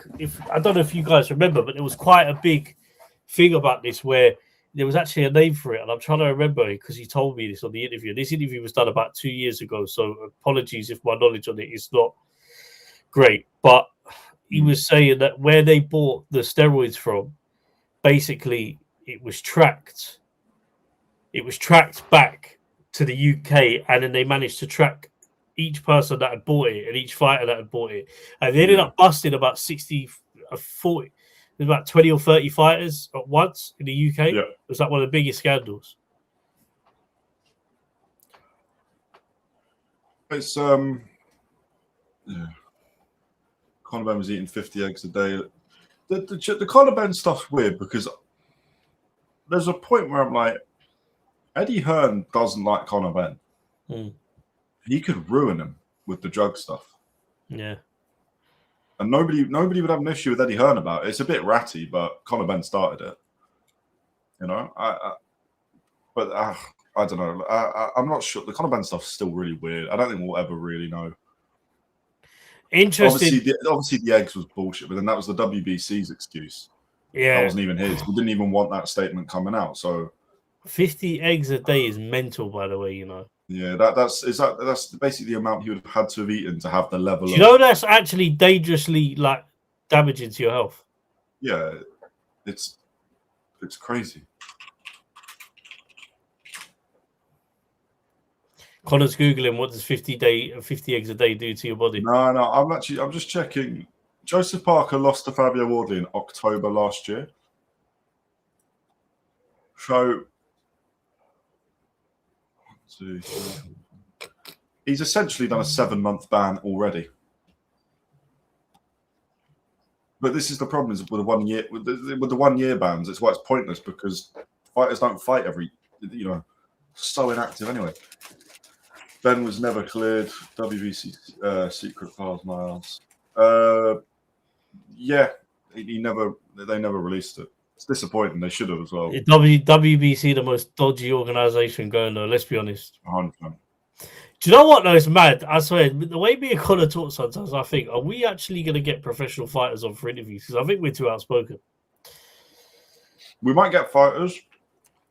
I don't think we're going to get. I did ask the IBO. I did ask the IBO to come on for an interview. They declined. Yeah. They actually declined. Not being serious. They actually declined because basically, look, to give you guys an idea, because I suppose you guys watch our content every week, right? We are bringing many elements to the boxing side. I know we was talking about the other stuff before, but the stuff that we can guarantee is happening is we are getting interviews with people, personalities, fighters within the professional industry, release as separate interviews. Yeah. Those ones will be pre-recorded alongside. I think they're going to be pre-recorded, Connor, innit? Yeah. We won't do them live. Because fighters can get a bit funny and then they want stuff cut out and they say all sorts, and sometimes sometimes that's good. It's raw, but I've had there's been some mad things said in interviews before, and I've been like, when editing it, I've messaged them and gone, "You're cool with that being in?" And they're like, "Oh God, yeah, take that out." I'm like, "Yeah, okay." You know what? I'll try and get Duke McKenzie on because obviously I know his nephew, so I'll try. We are crooks, WBC. That's Darren Cruz. We be crooks, but we be. They are, regardless. Yeah. Darren Cruz, it's time to go. It's time to go. Right, hold on. You're gone, mate. You're done.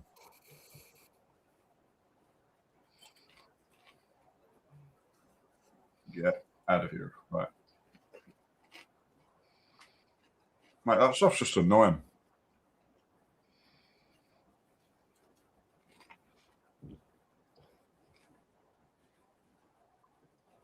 I'm working on some interviews though, and so is Connor, but we're working on some stuff. People just that we have, who we want to interview. People that we, but also it's tough to get people on. But we've got a couple. We've got a couple of names that are kind of almost confirmed. We're just going through exchanging emails, and I'm exchanging messages at the moment with one specifically who I think you guys will be excited to tune in for. But I won't announce it yet because it's not done yet. So yeah, exciting fight, young fighter. Fights on one of the big shows.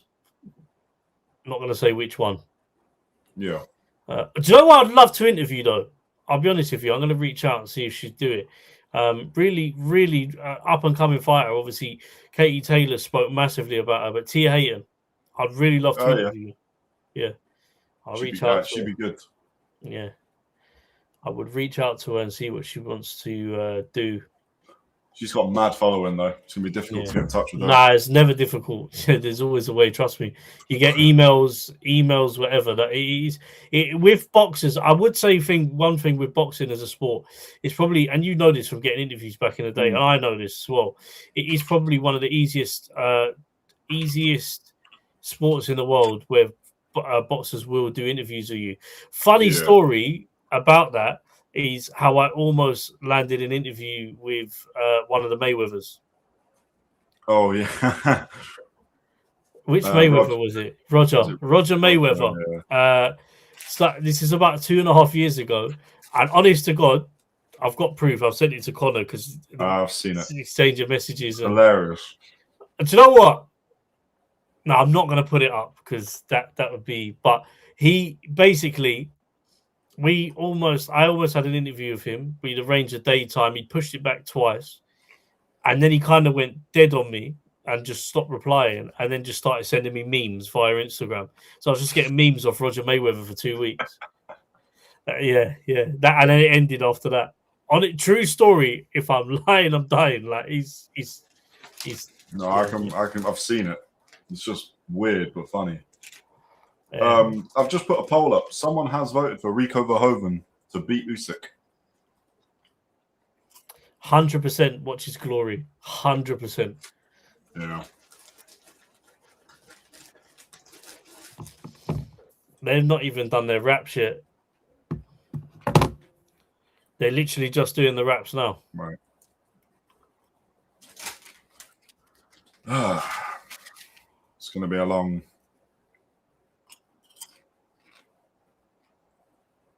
I think we're going for another easy. Usyk's got to be the most likable heavyweight ever. Well, Muhammad Ali ever, but Usyk, okay, Usyk's I'm talking. Yeah, Roger nearly had an interview with him. It's crazy, Black honestly. Mamba. I think he might have been the Black Mamba. That's some rogue knowledge, but let's have a we'll check that. Yeah, nice. Was it Roger Mayweather? No, I don't think it was Roger. You know, no, it weren't Roger. It was not Roger. No, it weren't Roger. Apologies. Oh my God, what's his name? It's Jeff Mayweather. Jeff Mayweather. That's the one. Yes. Sorry, apologies. Roger Mayweather. It was not Roger Mayweather, who was a very good boxer, by the way. It was Jeff Mayweather. Yes. Because Jeff Mayweather was the guy that I was speaking to. Apologies. Ajit saying he's going in the ring after the fight. That does make sense. Roger Mayweather died in 2020, so yeah, that would have been even more mad that you're getting memes off him. But, yeah.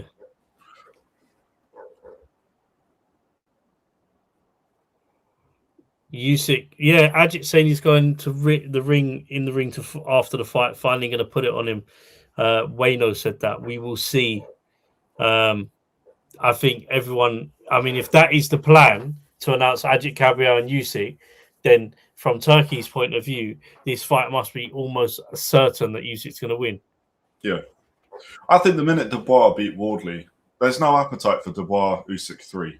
Who cares? So bring James, honestly, I was getting memes from him for about 2 weeks. I couldn't explain it. It was hilarious. And then, after the 2 weeks was up, I thought, let me follow up with him again and see if he wants to reschedule the interview. And I just got a message saying, "Who are you?" I was like, literally been speaking for about 3 weeks. So yeah, that one ended, but almost happened. That would have been a great interview to land with Mayweather. Yeah.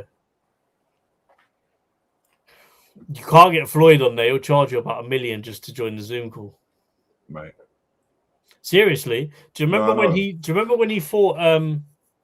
Which people forget, he actually fought KSI's brother in a exhibition match. Yeah. For them to have the conversation to make the fight, which was a phone call, he charged Dedy, I think it was like $1 million, or just for the phone call. I've never heard this, but that's crazy. I'm being serious. That's what I heard, or that's what I read at the time. And I'm only going off what I read. Do you know what I mean? But yeah.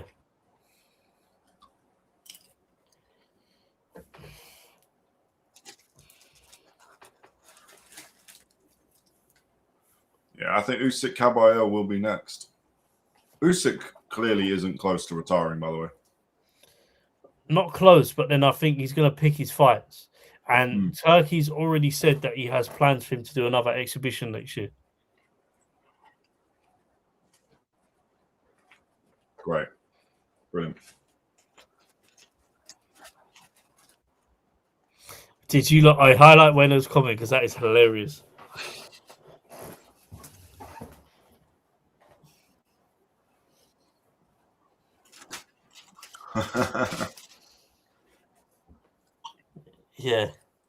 Yeah, that fight is never happening if Ajit Kabayel is never fighting in Turkey.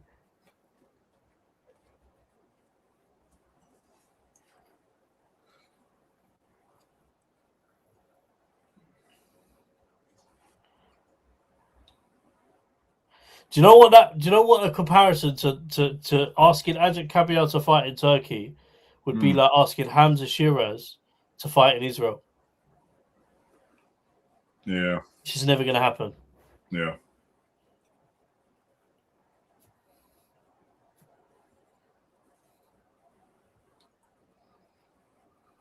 Right, well, they're doing the promos for the fight, so potentially it's coming. But by the way, Rico now has 3 votes. 3 people think he's going to win. I'm guessing you're just taking the piss, but CVBBN, it's time to go. Yeah, they're gone. They're gone already. We need to get a soundboard up with that every time one of them joins. It's time to go. Time to go. Oh, soundboard would be great. We can only do these ones on here. We could do a little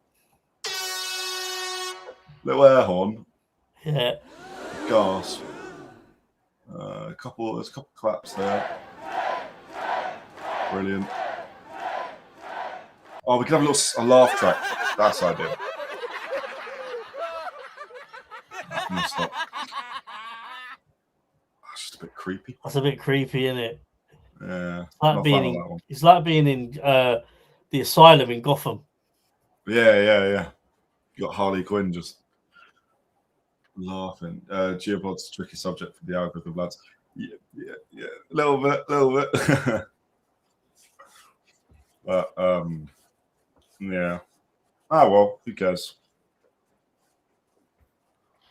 In fact, no, it is. Yeah, but I was just making a point, innit? Like, it is true. It's the same thing, right? Yeah, no, it is. It's exactly the same. Like, I think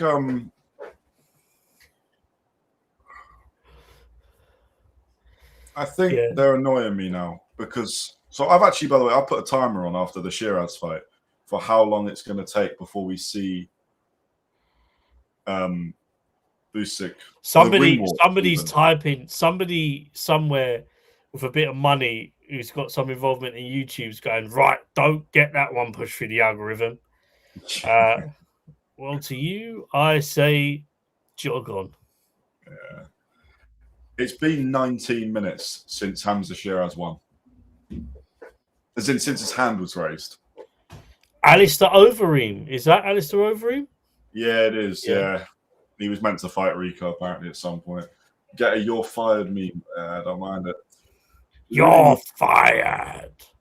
Vince McMahon. We need to expand the sort of smaller things we can do, but we are a little bit limited. The software is good for interacting with you guys and bringing the stuff up, and it's good for having guests on. It's not the best for the sort of extra stuff, but we can work something out.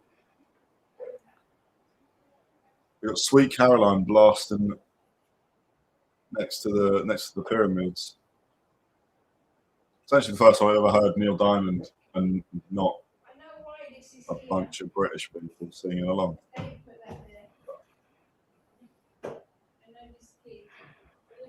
This I like. Big John Fury. Pop, pop, bang. Trump or Alan Sugar? Oh, well, I think we go Alan Sugar. I think we go.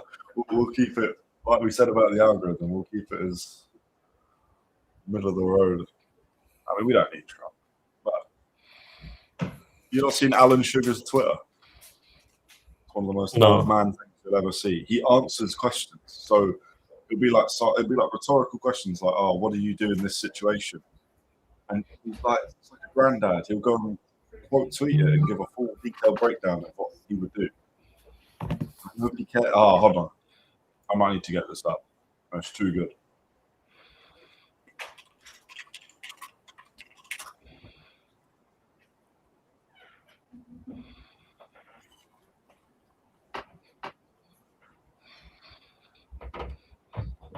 Music's on's coming like I'm watching Blade. Mm.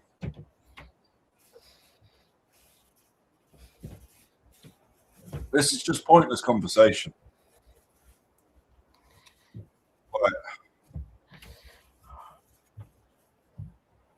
This is just.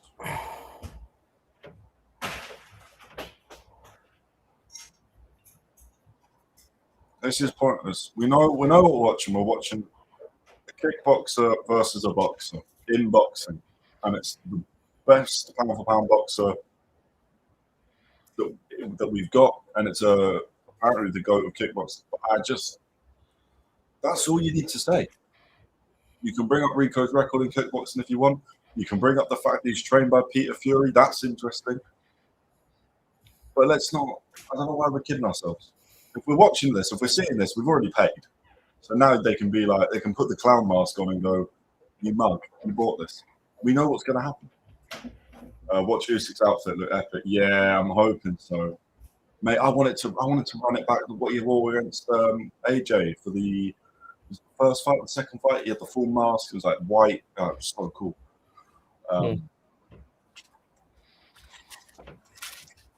And Jason Statham sending him. Brilliant.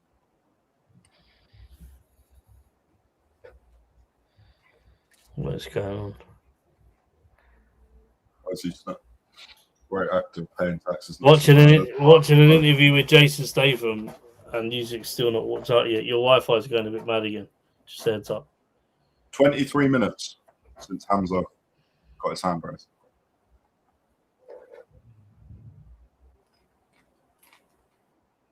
I do like Peter Fury. He's mate. He's the redeeming quality. Yeah, Peter Fury is normal. And he's brilliant at what he does. Right, I'm getting another beer. It's taking too long. Your Wi-Fi was freezing up a bit. I don't know if you... Oh, love you talking. Oh, yeah, okay. We are. Well, okay. Hopefully it will get better by the time I come back. Or at least in time for the fight, but I'll be back. I do like Peter Fury as well. I think he's actually a very good coach as well. Cheese toasty. What a snack. What a snack.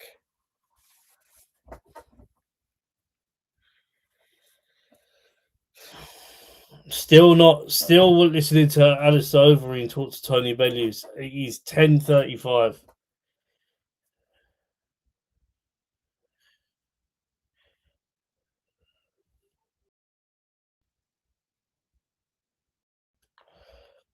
And I hate it as well. I thought his costume outfit for Fury 1 was just pure aura. Yeah, 100% Wayne. 1,000,000%. I just think he's aura in general. Even the music he comes out to. Da-na-na, da-na-na. Yeah, it's aura, man.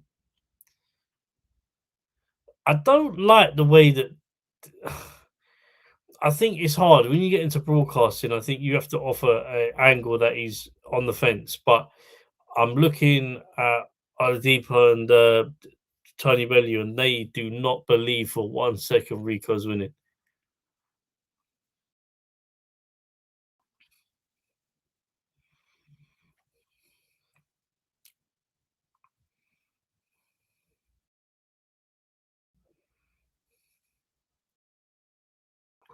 Yeah, like it's mental watching this now. Anna Woolhouse was a part of Sky actually, and she's at the Zone now, which is quite interesting. But Malik Scott now talking to Anna Woolhouse about Rico, going through the clips. They're bringing out obviously the videos of. I mean, what can they base Rico's clips on how to beat his all kickboxing fights? Or you bring up his one boxing match he had about 12 years ago.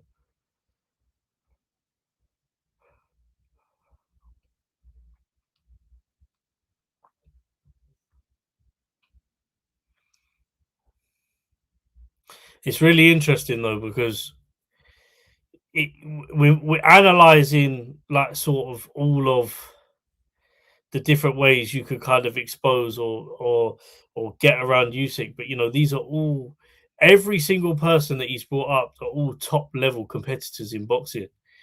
Essentially, you're talking about a guy who's got little to no experience in boxing. Expected to do or have the IQ or to do anything that these guys that have been boxing for years can do. I understand that they're probably just killing time so the show can start, but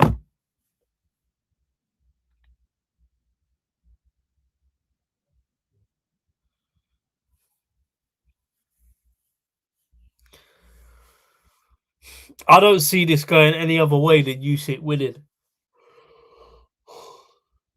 I think he'll finish it whenever he wants. I don't know what you guys think, but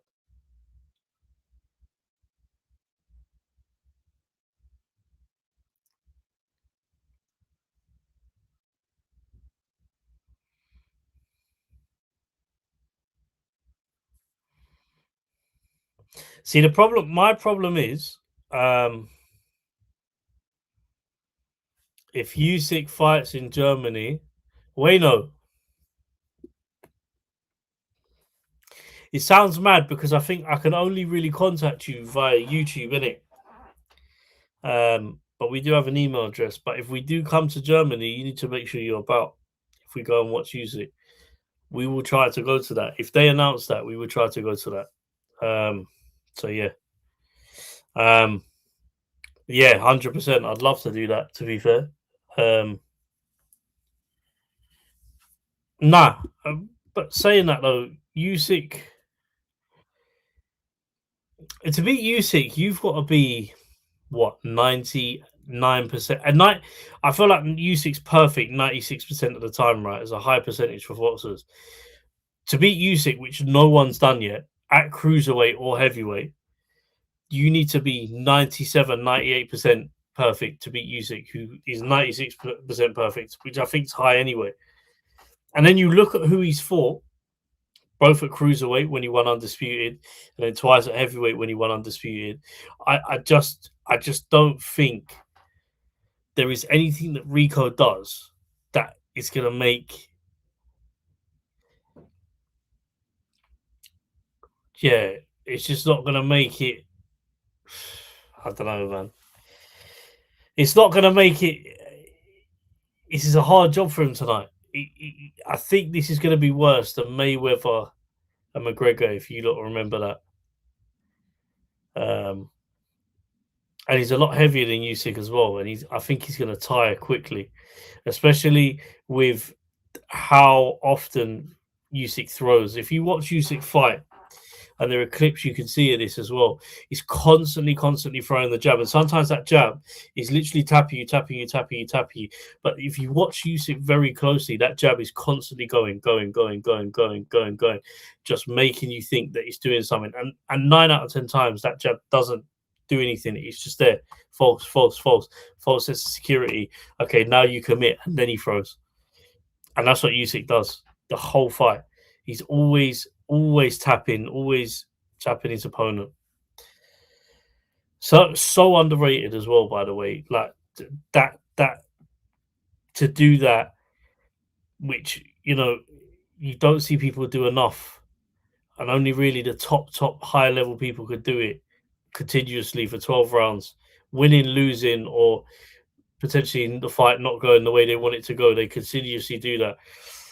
It's them. He's throwing that left hand, in Usyk's case, right hand, and just tapping his fighter, and you'll see it tonight when they fight. It really interesting to watch because all he's doing is setting up for a punch. Done it against Dubois.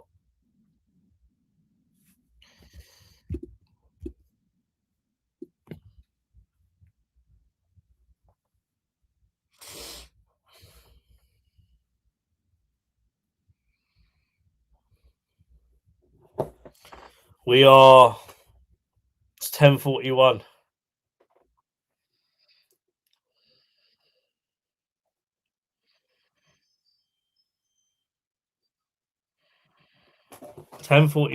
And they're still talking, man.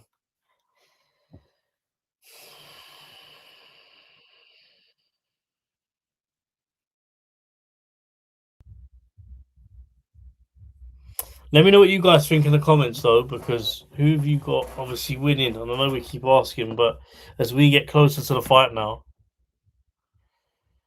my top 10 heavyweights of all time.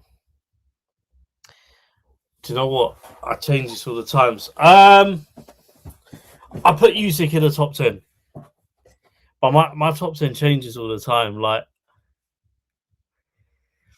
And I think a top 10 list is subjective because I think it's dependent on. I think if you ask, so I'm 31, right? For me, I would be lying if I could sit here. And obviously, you've got the Ali's, the Tysons, and Lennox Lewis, Evander Holyfield. Those guys before my time, or in their prime anyway. But you know who they are if you watch boxing, right? But there were so many good fighters from before I was even born, that we could be sitting in the top 10. Usyk goes into my top 10. Yeah. Interesting one about that though is, like, you talk about Mike Tyson, yeah, I've always felt that people put him higher than he should be. I know he became youngest heavyweight world champion sort of at the time, but I feel like his peak was very short. And again, I know there was factors outside of boxing which contributed to it, but just to call it what it is, when you look at his overall career, he's had a shorter sort of span at the top than I would say other maybe heavyweights. I made a clip and put it out on TikTok, and I said that if there was one fighter who I think beats, facts. But I said and do you know what? That's not the first time I've heard that way though. I've always said, in any era or any prime, I think Lennox Lewis beats Mike Tyson every time. And I know Lennox fought him when he weren't in his prime.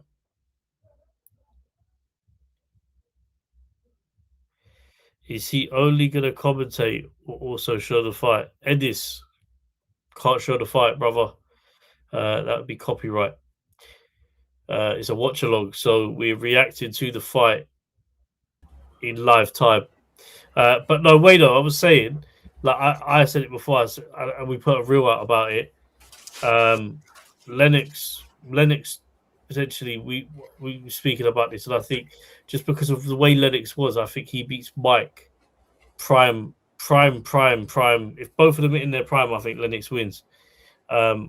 And that isn't the first time I've heard that, by the way. Mike isn't in their top 10. I'm being honest.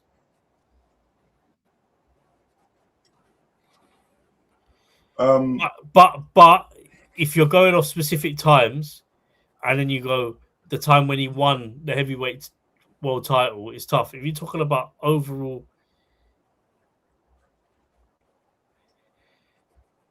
it's Joe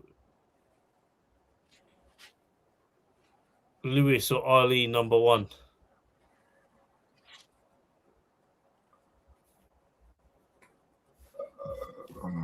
I mean, I think Lennox Lewis is the best. See, I'll be so honest with you though. Yeah. You want to talk about, and by Joe, do you mean Joe Frazier or Joe Lewis? Yeah, it must. Ooh.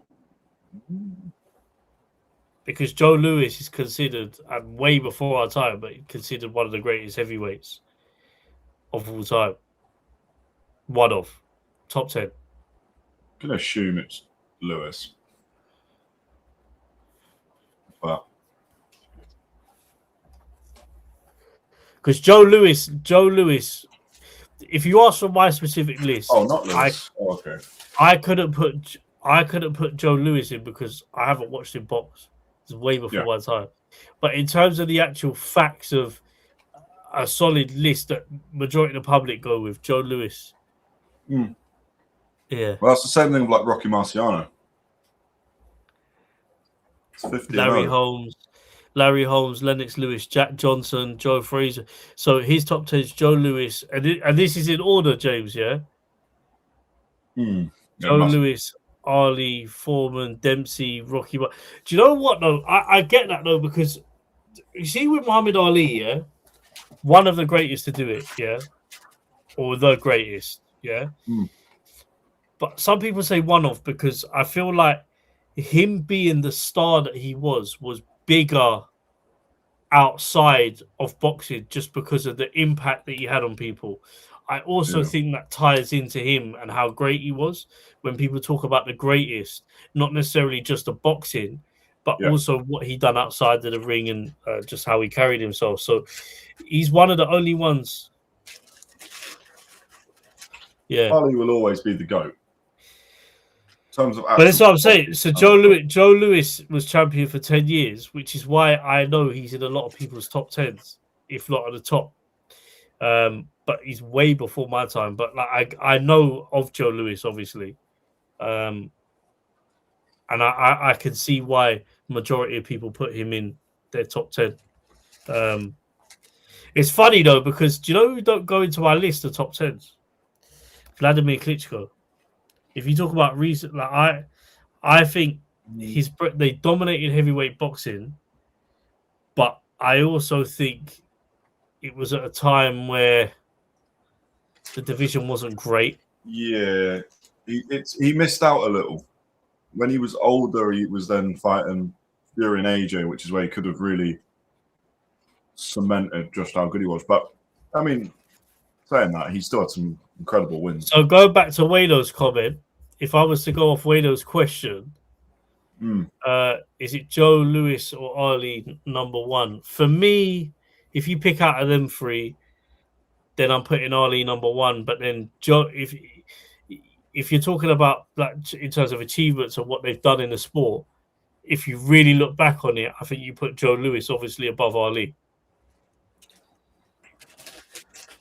I think in terms of quality, Lennox Lewis is the best. Yeah. And then I think you got Muhammad Ali. I think there's loads. I mean, there's loads, but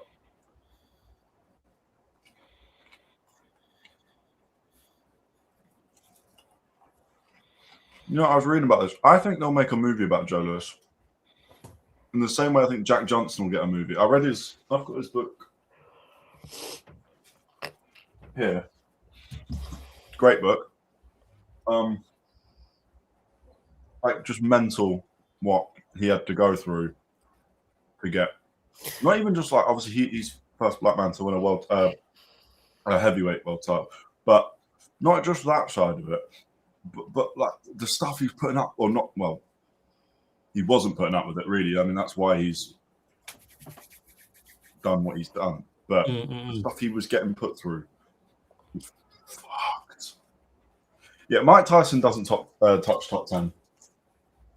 If you go like the prime fighter, you can put Mike Tyson in the conversation of like who would win, prime Mike Tyson or prime whoever, and then there's always going to be a conversation to be had. But I think most of the guys that we're kind of agreeing are in our top 10s. You know, there's a few that I'd maybe drop in that aren't me, but I think most of them would deal with Mike Tyson. I do think, by the way, that Usyk is. I think when all's said and done, I think Usyk will be in a lot of top 10s. I think he already is. On pure quality. Hard to find. Watching him's difficult. That's why I'm saying a movie, not so much a documentary. I'd love to see a documentary about it. I just don't know how you would do that. I think the fact that Usyk has won and become undisputed champion at cruiserweight and then done it twice at heavyweight and then gone around and beaten who were considered at the time the top guys in his division that he could face twice, Joshua twice. You know, Dubois is still a young fighter, but look, he's currently he's currently a champion, right? Well, he's a two-time heavyweight champion. Beat Dubois twice, beat Fury twice. You know, and these guys were arguably considered right now or at the time the best heavyweights that were available to fight. And then obviously the top. I mean, like obviously when Wilder was champion, that was another champion, but I wouldn't even consider him a top guy when he was champion because I just didn't think he was that good. Yeah. Yeah, I think you've got to put Usyk in your top 10. I think he's done too much in the sport. Couple of minutes, it's been like an hour, mate. Just said a couple more minutes to main event. It's been 42 minutes since Hamzah Sheeraz's arm got raised. Don't worry, because they've said just a couple more minutes. This is one of the things that Turkey said is not going to happen anymore. And yet here we are. We're listening to it's either recycled clips that basically a lot of the people that I think are sort of watching us now and us, where it's the Anthony Joshua conversation with Eddie Hearn and Frank Smith, the clips of how Rico wins, that's all recycled. None of that's original, so it's boring. Also, nobody cares when it doesn't build the fight. You know, we've paid for it. We're here. We want to watch it. Just put it on. Yeah. Luckily, we can talk for England planning. because if this is a stream that we was socially awkward, you lot would have lost interest ages ago, man. Yeah. This is the biggest letdown. Well, one of boxing's biggest letdowns is when the amount of effort it takes to get. I mean, to be honest with you, if I'm being brutally honest with you,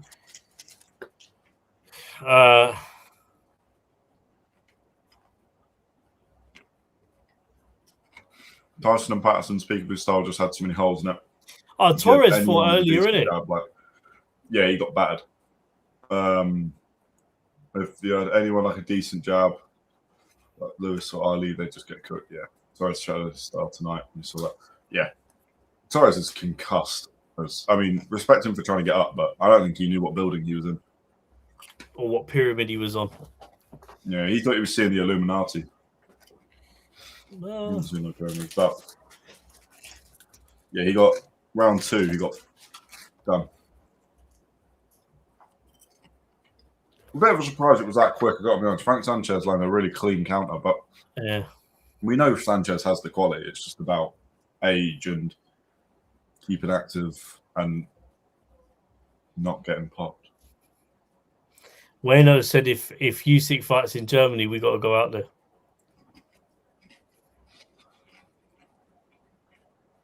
Mate, it's becoming a bucket list thing to see Usyk fight live. Yeah. He's getting to the point now where we are talking about generational great. James said they could have built another pyramid the time this is taking. Yeah, you're not wrong. But that's just annoying. You know what would have been really cool? Gone. Is if they were able to, I mean, with all the money in the world that Saudi have, yeah, excavate one of the pyramids and build a boxing ring inside the pyramids.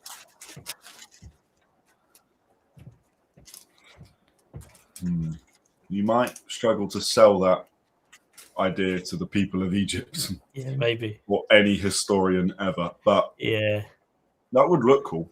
It would look cool, wouldn't it?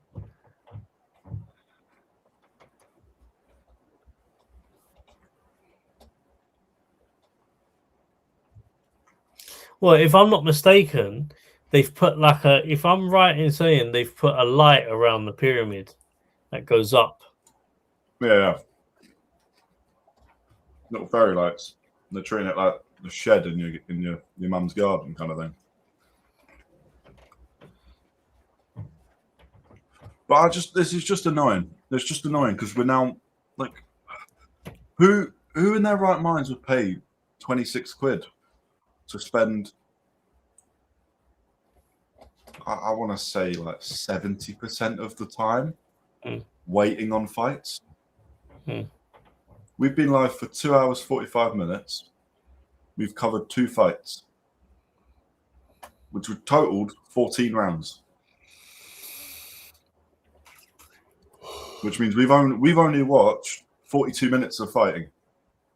We've been live for 2 hours, 44 minutes.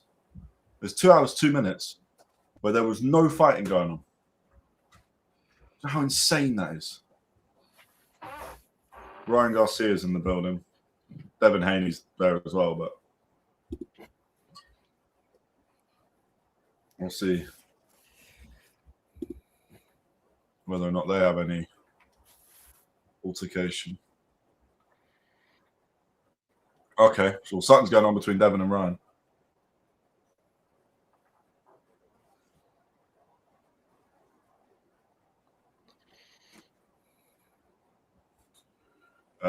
Yashvad Khan. I'm not even gonna, you don't deserve the respect of me trying to pronounce your surname, so I'm not going to do that. You're gone, mate. You're gone.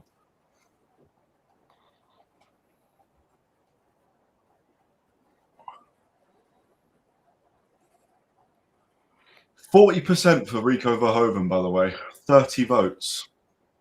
40% think Rico could win or will win. Does Jason Statham have like a business thing with Turkey? Yeah, I think so. What is their business? I think he's somehow involved in all the fighting stuff.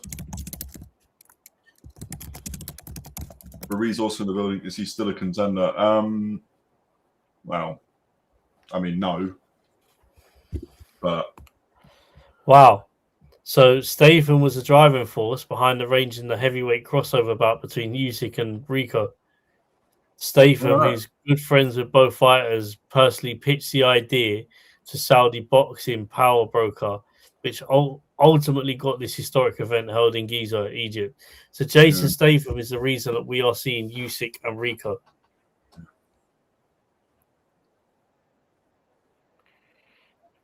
I'm so bored.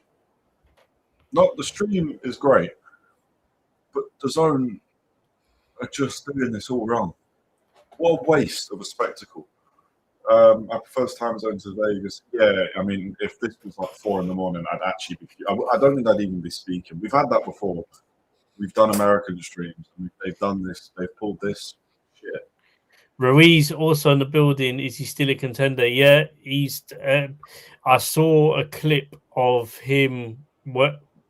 Bring Weno's comment up, Connor.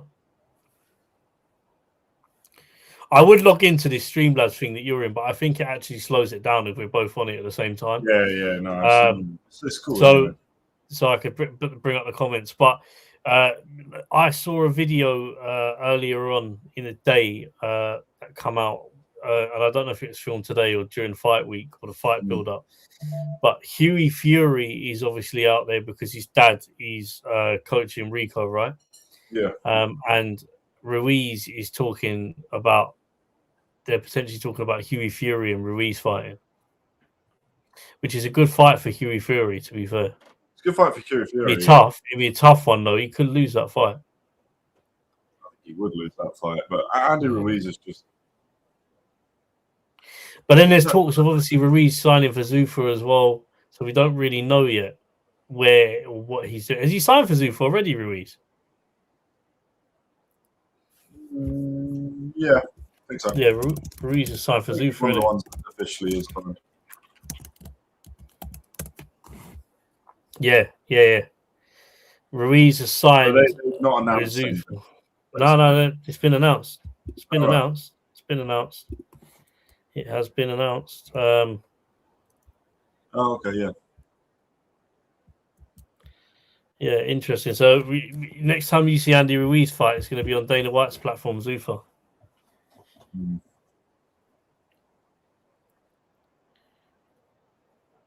I'm just.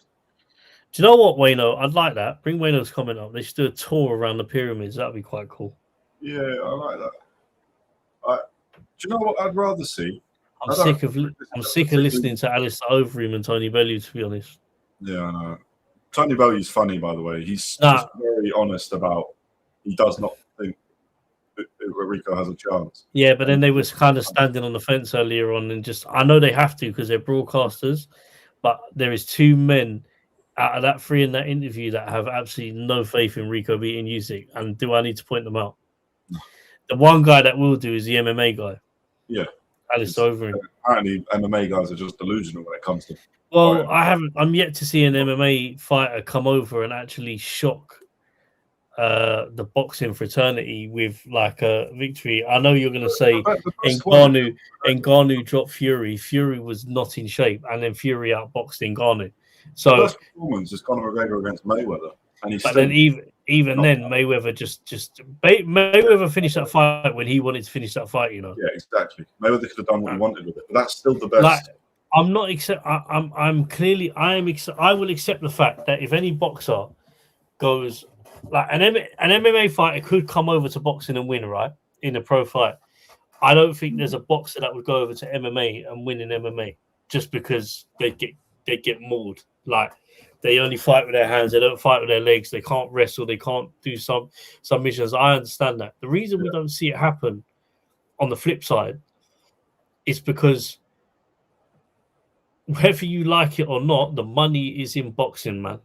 The money is in boxing, and there ain't no money for a crossover fight for a boxer to go to MMA because they don't pay good money. Wow. And I've said it before, like it'd be very interesting to watch it, but you know what I mean? These MMA organizations can't pay the funds or pay the purses that the boxers are earning. Hence why the biggest MMA promoter has now opened a boxing platform. Dana White. Yeah. So, you know, yeah. But I don't know if I'll see an MMA fighter come on and fight any of these top guys and beat them, to be brutally honest with you. Devin Haney being interviewed, and it's not his fault that we're bored, but him not naming any names at the end of this interview is just like, I want filler fights. Between fights, chuck in some basic prospects. Two Egyptian geezers. Yeah, do you know what? Two Egyptian geezers. Listen, Connor. Two Egyptian geezers in Giza. Geezers in Giza. Yeah. Mate, honestly, just anything. But all we're here to watch is fighting. And I'm working out the percentage because I'm a little nerd, but I'm going to work it out anyway.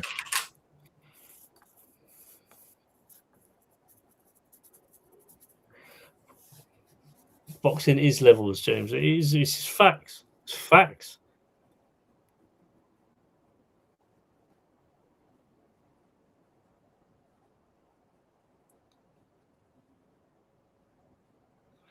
Right. 24% of this stream, we've been watching a fight. 76% of this stream, we've been waiting for a fight. How is that okay? It's not. It's not okay. Like, it's just so annoying. It looks like Warren Buffett. Warren Buffett? Yeah, big time investors. But no. Oh my God. Let's get ready to rumble, guy. I'm losing my head now. I'm tired. Hold on now. Michael Buffer. Not quite Warren Buffett. Jesus Christ. Right. Boxing's levels, yeah. Michael Buffer is about to announce them, so I can stop my timer very soon. Here we go. Finally. You know what? I'm not giving them benefit of that. I'll stop my timer in a second. Mauricio Soliman in the ring with that belt. That's where the fighter's money goes in. Yep.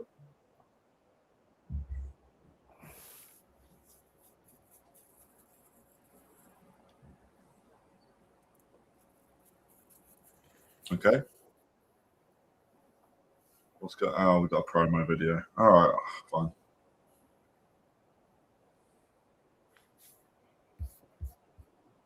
I think I'm a couple of seconds behind you, but that's all right. Jesus. Do you know, but all of these promo videos, all this stuff, I just don't care about it anymore. You show this to me immediately after Hamzah's just won. I'm getting hyped now.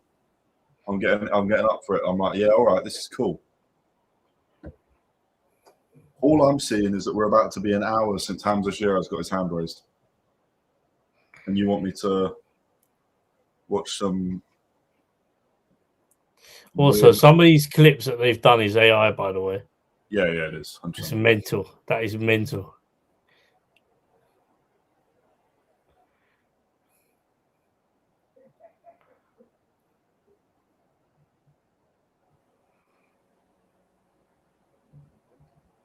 Oh, they're going to do a promo for Usyk as well. They've not just done a joint one. Oh, well, Rico is here.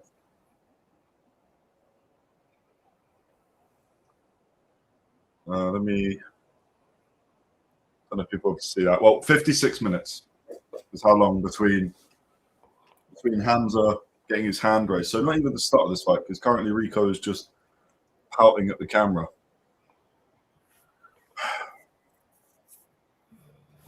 Jesus Christ. At least we've actually got something to watch. Right, I am going to end the poll very soon, but Rico Verhoeven, 37% for him to win this fight. Kind of crazy, but you're entitled to your opinion. He looks way too tense. Yeah. This is your first box. Well, this is the biggest event he's ever done. And he's having to fight outside in Egypt. Also, and I'm not thinking him up for that, but I'm saying you're going in and fighting pound for pound one of the greatest. Yeah. And you look tense. It's not great, and you've got to box Usyk for potentially 12 rounds. This is 12 rounds, isn't it? And he's doing some choreographed bullshit. This is 12 rounds, isn't it? Yeah, it's a world title fight. Yeah. He's just punched the ground, by the way. This is ridiculous, man. It's also now nighttime. The pyramids Are are we... kind of lost the...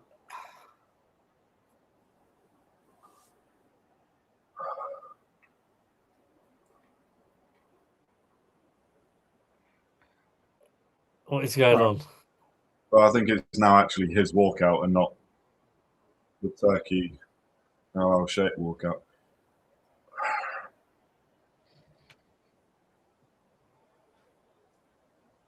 That's one of the worst things I've ever watched.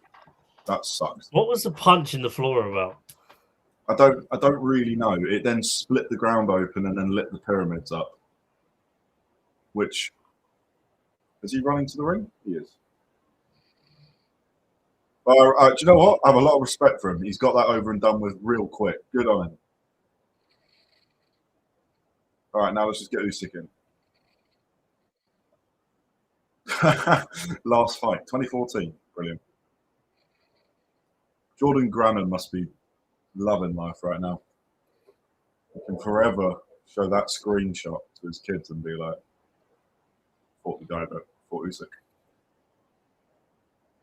And in his own right, is a very respectable guy. I'm not trying to take away from Rico, but this is just annoying. Now, I swear to God, if Usyk's got a similar choreographed bullshit, I can't be bothered. Nah, I want Usyk's entrance. I need his entrance. Wayno said it. I need the outfit. I need the music. Yeah, but it's better when it's just Usyk doing it, you know, when it's his choice, not... It's gonna, you know, he's gonna be rocking up and he's basically gonna do the same thing as the Rico. Oh, this is gonna... Another AI video. Yep. All of this is AI. AI is ruined. I feel like the visuals on just everything now. It's just low effort. No, but no, the videos look cool. I get it, but like there's like the art away from editing and doing the videos. It's just gone now, isn't it?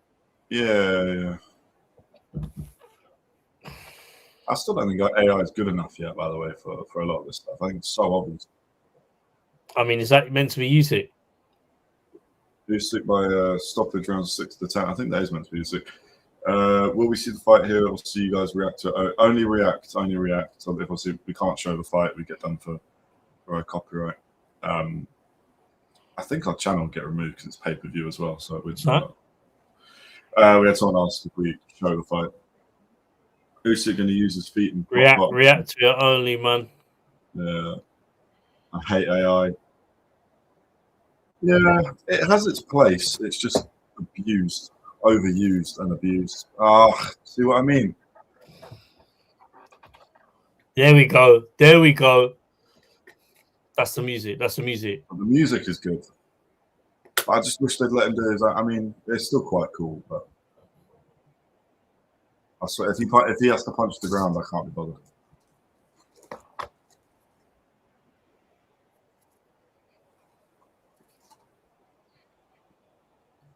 His music is. This music's unreal.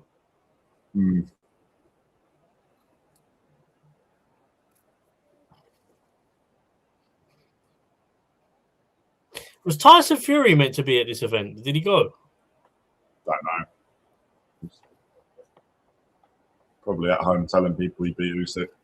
Doing an interview right now, talking about how he beat Usyk. That's kind of what he likes to do. I do like Peter Fury as a coach, though. I'm a big fan of Peter Fury. I'm a big fan of Peter Fury, yeah, 100%. Do you know what I mean? You know, it'd be interesting to see what kind of job. It'd probably be one of his hardest kind of corners to run in getting a kickboxer to fight potentially one of the best heavyweights of all time, and what a challenge. He's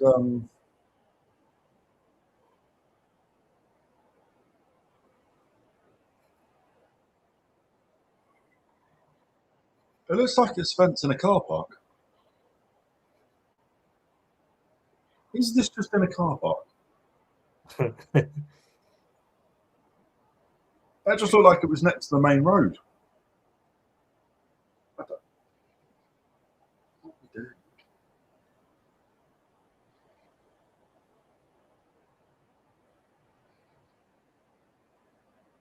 Yeah, here we go. All right, I'm going to end the poll. We are finally here. And what are the results, Connor?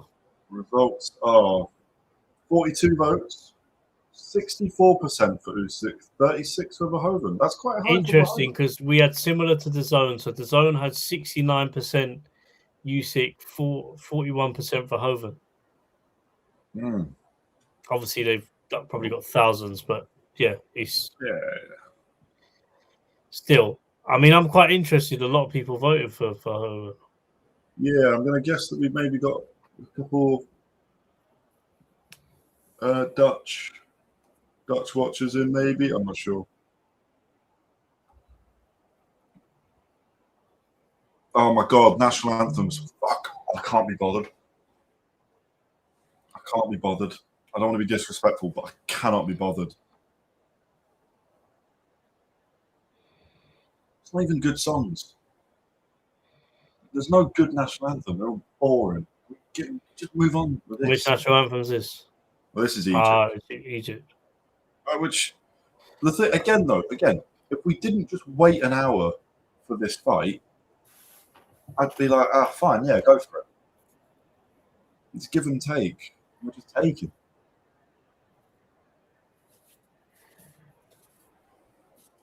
Do you know what, though, this does unlock? And I will say one thing, and I do see the benefit of doing it in these countries, right? Is in Egypt, you unlock a new fan base of boxing fans. Yeah. So, you know, they would have, I'd imagine, sort of the 5,000, a lot of people maybe that are able to get tickets that are from Egypt. You've got new boxing fans or new fans of boxing who are now kind of locked in. And I see the vision of what Turkey's doing. I see the vision. I see the vision of what Turkey's doing around going to these places and putting on these fights. I get it. Yeah. It's built. You are growing boxing by doing it. There is a benefit to doing it. So I do get why it's in these countries. I mean, what a place to obviously, like we said, I mean, we've said it hundreds of times, I'm sure, in the build-up to Usyk and Verhoeven, but it's a great place to obviously do a boxing match. I don't think they've ever done this before at the Pyramids, if I'm not mistaken. The only one I'm thinking... I know that Muhammad Ali went to Egypt. I can't remember if he fought in Egypt, though.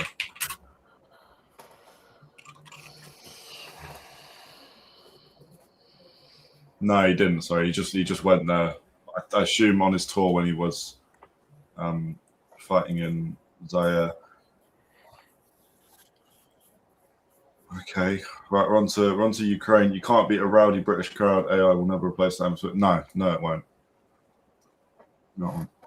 And by the way, like, this is the problem I've got with how they've done this, is that this is a big thing for Rico to represent his country on this, and it's obviously a big thing for Usyk, and it's a big thing for Egypt to have this fight.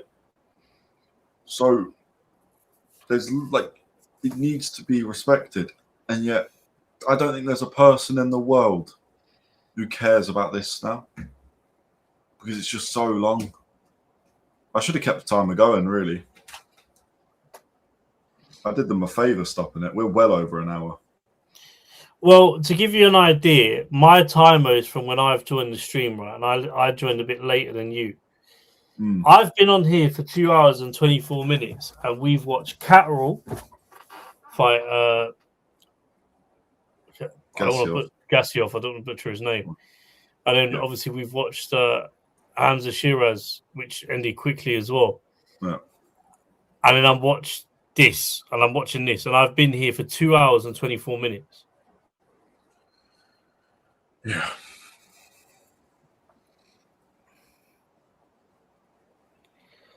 So just boring, isn't it? Maybe it was. James said, I think there might have been an MMA ring in Egypt. Might be wrong. Yeah. Maybe. I know. I was. They released a few things. I know there was something about. I'm pretty sure, but in the old days it was just about the boxing.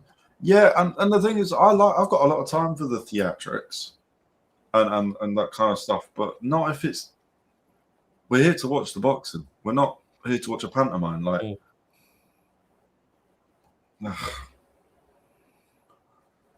oh, we've still got to thank everyone.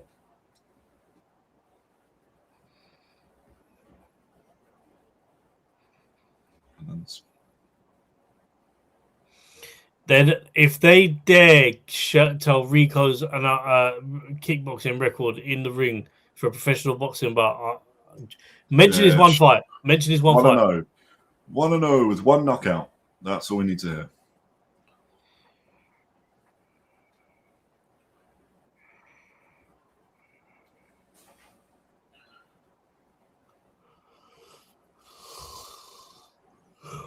All right.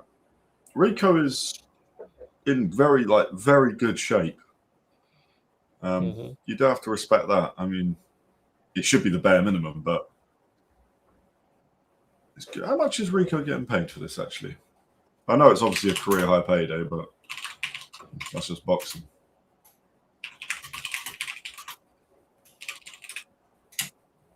$4 to $8 mil guaranteed, but with pay-per-view, his percentage of that, he could go up to 12 million. He could earn off this fight. Oh, I mean, that's a good little pay. Rico's a big, yeah, he is. He's a big bloke, but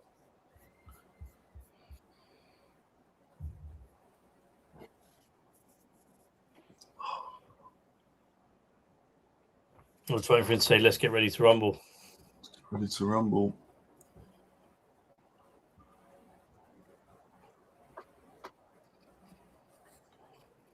By the way, yeah, time is now 11:20. Yeah, we're here now, though. They were late for their original. What bit are you on, by the way? Rico's just about. They're just announcing Rico. Yeah.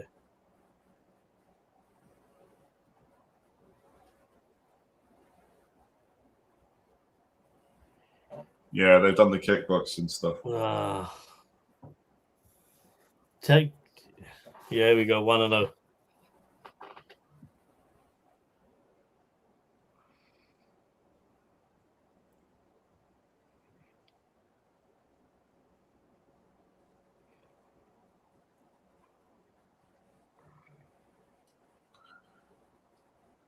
Come on, Turk. Mate, this is just getting ridiculous, isn't it?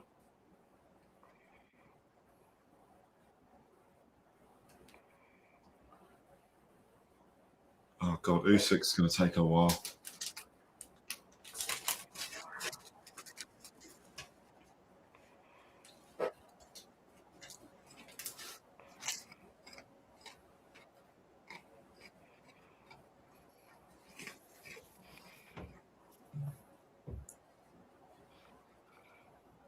WBA. Oh, we didn't say IBF. They'll be crying about that. The IBF will feel disrespected and take it out on the fighters. Ooh, sick. Right, come on.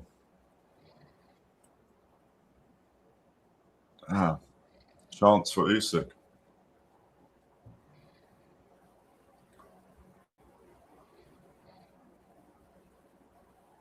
Usyk looks big, by the way. I think career heaviest, 233 pounds. Mm-hmm. Do you think that's because he wants to just sit on his punches more and just get Rico out of there? And I can't imagine that's the plan, but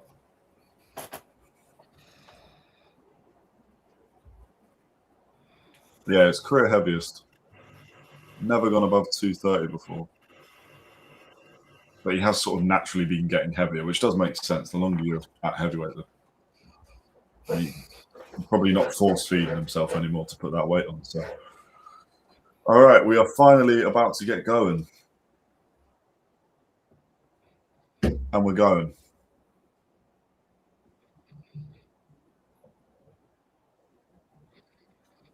Rico is very awkward looking. Jesus, he's just twitching all over the place.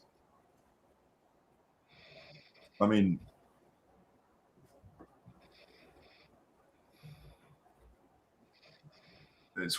it's interesting from Rico. Yeah. I don't mind that though. You got to be different. I mean, if he tries to just box like traditionally, he's going to get outdone. I still think he's going to get outdone, but this is something. I mean, he's throwing these small little. How long? All this moving he's doing though. He needs to be careful. He don't tire himself out. He went quite square when he was throwing punches there. That was a counter away from a quick night. This is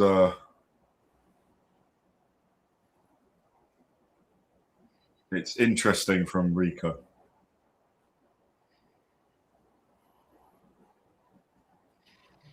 He's very awkward. Yeah, I don't mind this.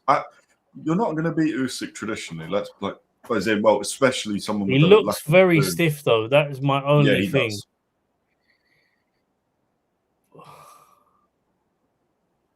I think it was the shoulder that's just clattered into Usyk there that sort of sent him back. I don't think that was. Definitely wasn't a punch, but hey, look, from Rico's point of view, anything that hurts him, the ref doesn't see as illegal. Do it. I mean, I don't want to see a fight go that way, but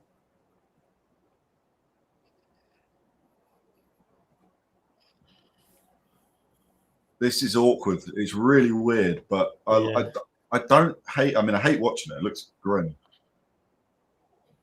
He's like hunched over to keep that chin in. Usyk lands a couple shots.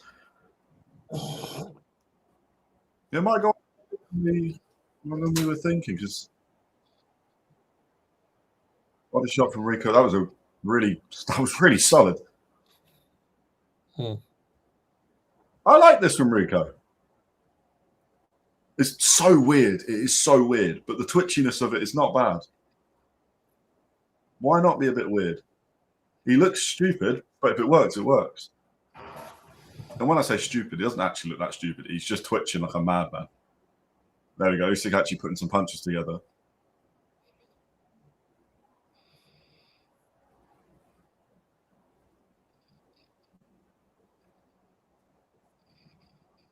I do think Rico has already slowed down towards the end of that round, though.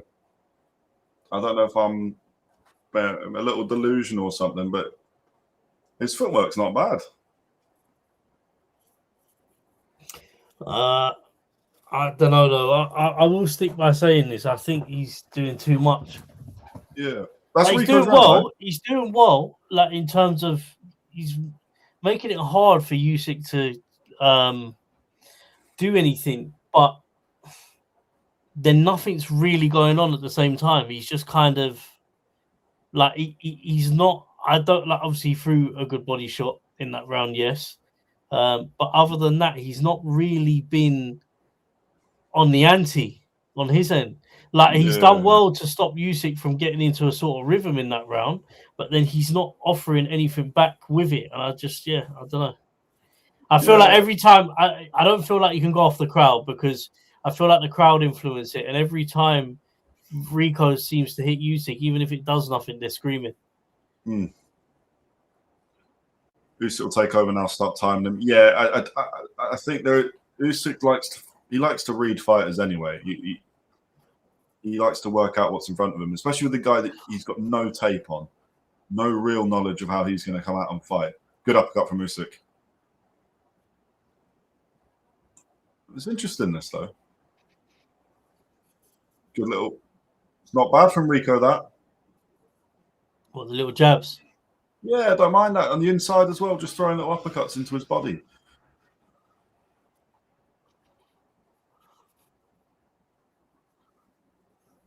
Usyk is going to have to find a way of just moving Rico back. There's a nice right hook there by Usyk on the top. Rico's got quite quick hands, though. The twitching's already... Good little body shot. If he, by the way, if he's genuinely going to go into professional boxing after this, I mean, yeah, like I think with a bit more experience, he'd be all right.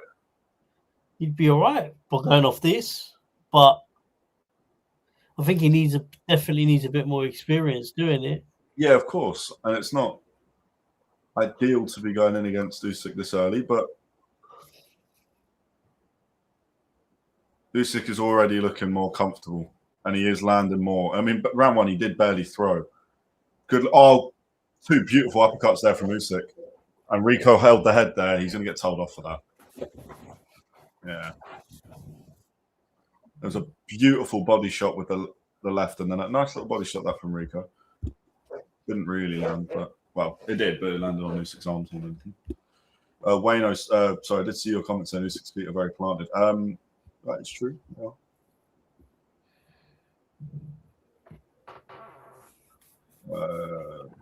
You're on timeout. Right, here we go. Rico pushing him back.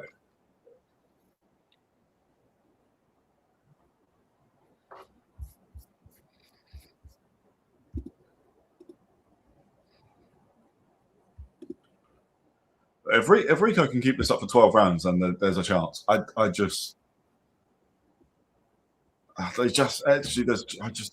know. He's done better than I thought he would already. So fair play to him.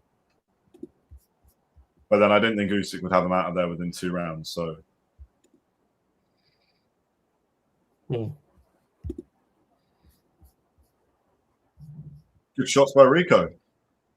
Mostly landed on gloves, but I don't mind it.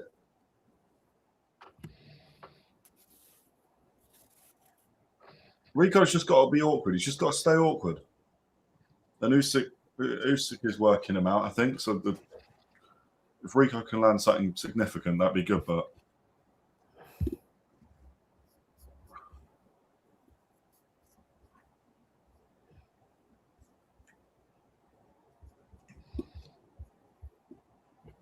yeah, mental.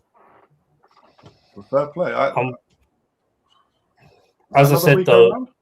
We still get maybe. I mean, we still give it 4 to 6 rounds. It's still early. Well, Rico Verhoeven's landed better 3-piece than Usyk. Peter Fury definitely has a plan. Yeah, Peter Fury is honestly the only reason that I think Rico could win this. He's the only reason I would have given it a thought. Shouldn't go past 6. It shouldn't, but then someone this twitchy, Usyk might want to take his time. He's not going to rush anything. So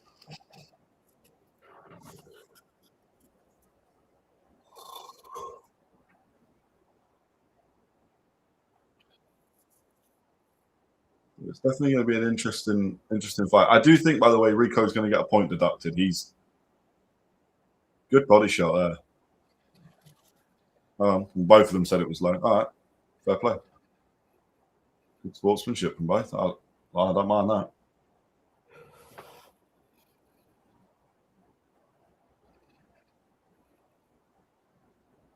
I like how active he is. This is good. Oh, huge shot from Rico there. Is Usyk hurt?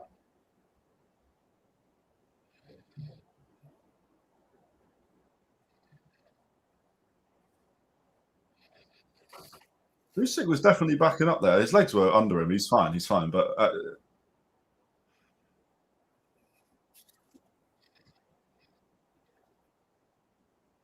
what a story this could be. Usyk is not as quick as we normally see him. He's getting caught again, Usyk.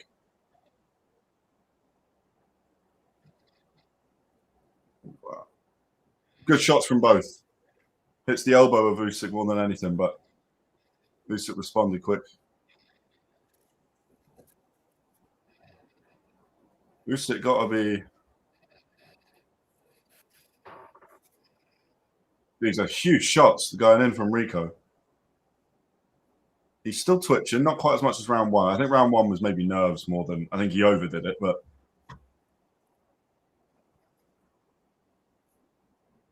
You are right, Wayno. I think it was Wayno that said that he does look quite planted, Usyk. I don't know if that's part of the game. I don't know, but he's nowhere near as quick on his feet at the moment. No. But then I worry if he was lighter, if some of these shots would have blown him away. No. Rico looks like he's slowing down a bit now, though. Yeah, that's. I mean, how long he can hold this pace, I don't know. But we don't know. Usyk doesn't know. Like the only one that knows is Rico in his corner. So, oh.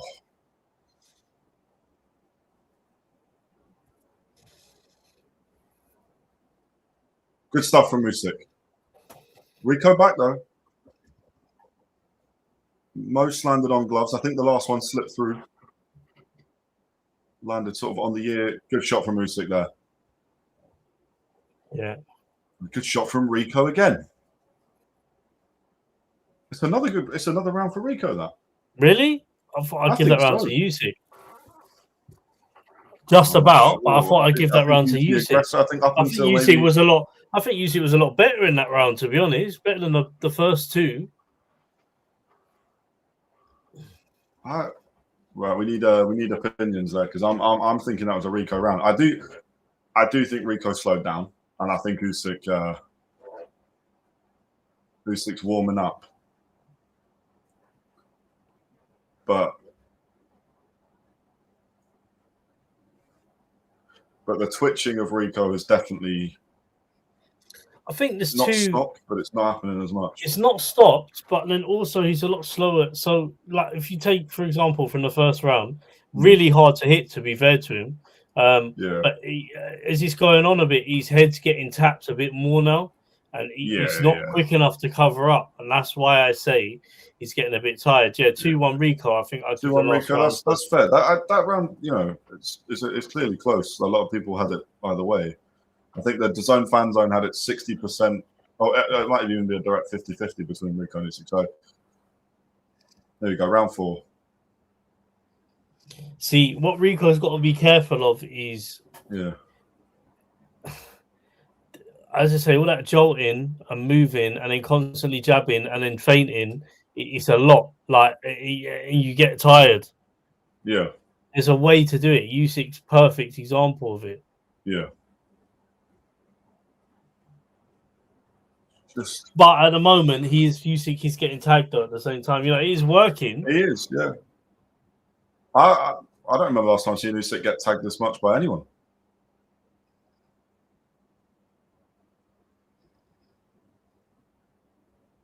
I like this from Rico. The shoulder there is a bit dodgy. Shouldn't do that. Needs to be a little careful. But I do think Rico's going to get a point deducted at some point, but yeah, that's all right. He's winning the rounds, isn't he? Good shots by Usyk. That was a really clean one that went through there. He's hurting. Usyk's just got to not overstep and keep those hands up, which we know he'll do. Yeah, he's got Rico on the back foot, but Rico's still throwing. Here we go. Rico can still go, though, and he's got to be careful because Rico has got. I mean, we can see it. He's got power. Yeah, he's got the power. He's so he can't overexert himself here. It's momentum, but Usyk needs this right now because obviously, start of the fight hasn't gone his way. No, but these are heavy punches from Usyk, and this is what we say because people always say, "Oh, has Usyk actually got power, mate?" Usyk can punch as hard as anyone. He just chooses not. He just doesn't need to. Because he doesn't take risks. But hey, respect to Rico. Rico's still standing. He's not really wobbled. He's still throwing. He's going to get a point deducted though. He needs to listen to the ref. And if you're going to do the dirty stuff, it's tough though because obviously his last fight was sort of 10 years ago in the sport. Yeah, 12. He's going to make a lot of mistakes because he's not. Oh yeah, of course. No, that's I'm not judging. Not saying the ref. No, I'm not saying. Shot by Rico. He just wiped Usyk's guard with that right hand. Didn't land clean, but mate, there's some power in those hands. Oh, big shot. That did land flush. Good uppercut from Usyk.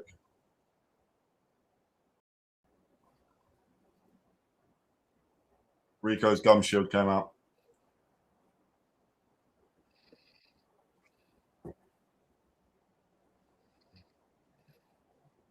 Hey, it's a good little fight, this.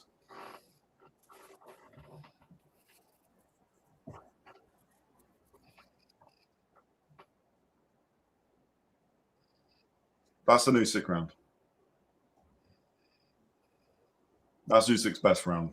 Yeah, 2-2. And you'd be worried if you're Rico because I think that's Usyk landing clean and it was hurting him.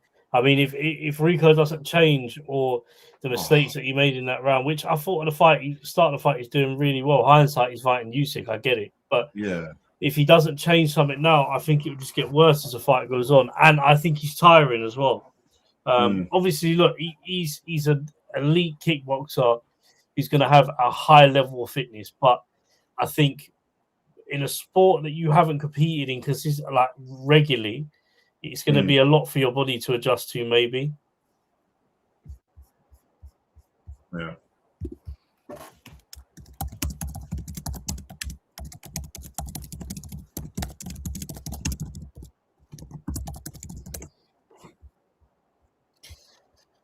So here we go. So kickboxing is 5 rounds with 3 minutes for championship. Yeah. So basically after this, Rico's in new territory. Yeah, pretty much. Okay. 3-minute rounds, are they? Yeah. Oh, okay, right. 3 threes or 5 threes if it's for a belt. Yeah, see, that's mental compared to 36 minutes for boxing. Rico moving well again at the start of round 5. Oh, that looked more like an elbow that just landed on Usyk on the follow through. It's good stuff from Rico. He's rough. I said this at the start of the fight though. Watch Usyk box, yeah, and watch how he constantly taps Rico with his left hand. Constantly tapping Rico. He always lets you know he's there. Mike's giving him 1 round from the last 4. Well, to be fair, that's what I had. Mike Coppinger gave him the third. Mike Coppinger's your favourite person, isn't it, Connor? I don't like Mike. I can't. I'm agreeing with him on this, but normally he does my head in. But I think that's fair. I think Usyk definitely. The first 2 were Rico 100%. Rico fainting quite a lot now, by the way.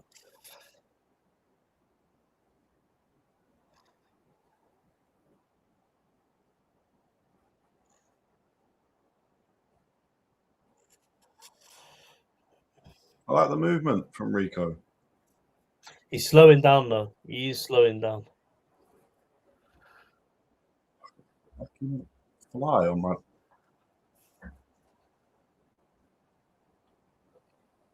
Oh, man, I got my window wide open with a big old studio light on. This is terrible.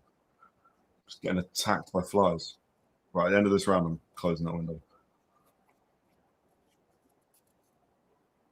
This round could go either way. One of them needs to just step it up and land. But Rico the aggressor, which isn't a huge surprise, but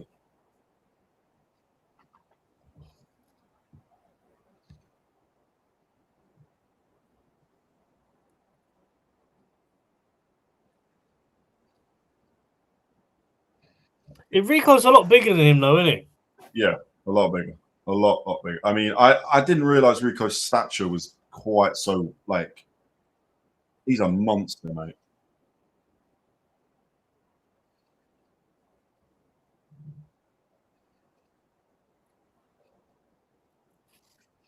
Usyk is throwing shots to end the fight, by the way. Like, this is not... It's like, good jab. Good jab from Rico there. That's another Rico round. Right, I'm closing this window. It's doing my head in. Hold on now. How have you got it scored, chat? Oh, I'm going to boil in here. Let's use it.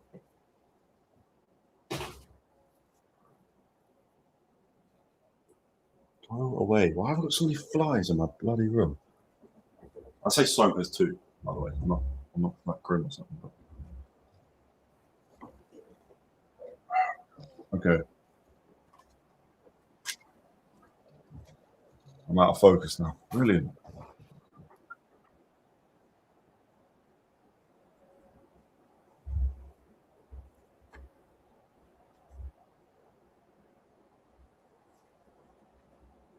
Peter Fury wants Rico to sort of vary up the power he's putting into these punches. Fair play.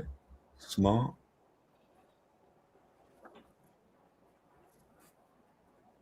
Okay. Well, here we go. I'm out of focus. I'm aware. I can't. It's just been no, it's fine. It's not that bad. Round 6. Good shots from Usyk to start the round. Now it's unknown territory for obviously Rico. Mm. So it'd be interesting to see how he goes in the latter rounds. But I will say credit where credit's due. I think he's done very well up to this point. I'm very surprised, considering most people, including us, are giving him a puncher's chance. Yeah. You know, you could argue at the moment anything can happen. So at the moment he's winning the fight. But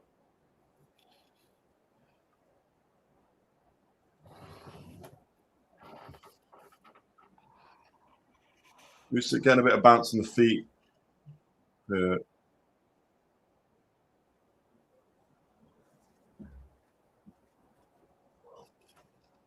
I like this from Rico. Rico's trying to bully him. I like that. Mm-hmm.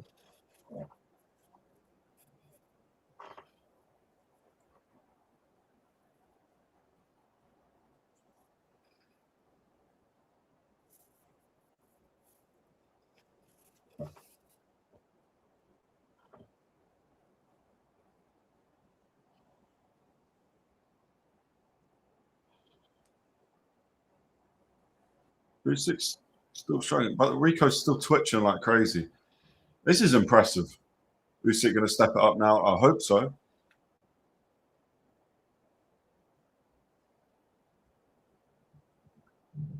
He needs to step it up because he is down. The Fury herky jerky doing okay. Yeah, 100% it is.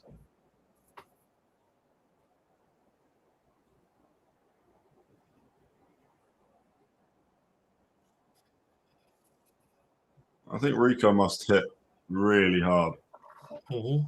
There's some power in those hands.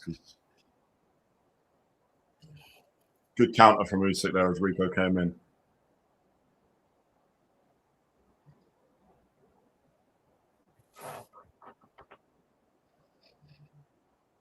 He's got quick hands, Rico. I did not expect the hand speed to be so good.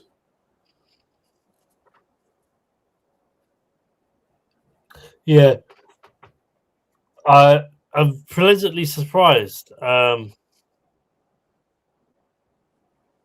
he's just. Bell, bring that up, that comment. Rico's really strong enough stamina over horse. Sorry, this one. Yeah. Who's winning? I'd say Rico at the moment, to be honest. Rico's winning. Rico is winning. 1 sec, I'll be right back, Connor. That's all right. Yeah, Rico's 100% winning. Rico's really strong. That's stamina over horse. Yeah. I've heard nothing but good things about him. I didn't realize he was so wide. Like he's just a unit.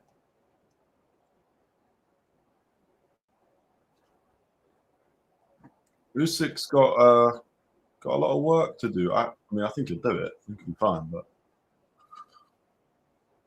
who would have thought Rico might take this to not just points, but a close points decision?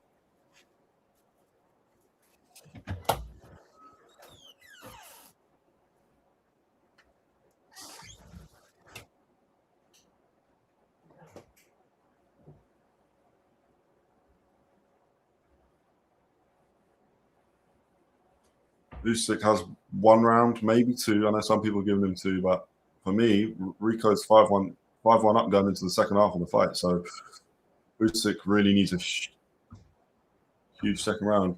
Rico will win on points. It's bold. Well, it would have been really bold, but it's not too bold at the moment. Still think Usyk's going to get it, though. I can't see a world where Usyk loses. I mean, even if we go to points, unfortunately, I don't see Usyk losing, but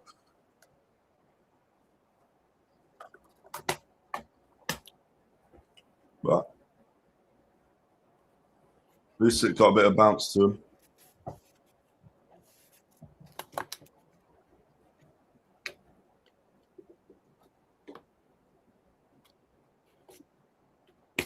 But this might be the way you beat Usyk. If you can maintain this, I mean,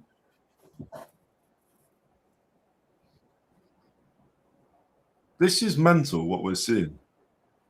Usyk needs to win the round. If he doesn't, he's... Jesus, we're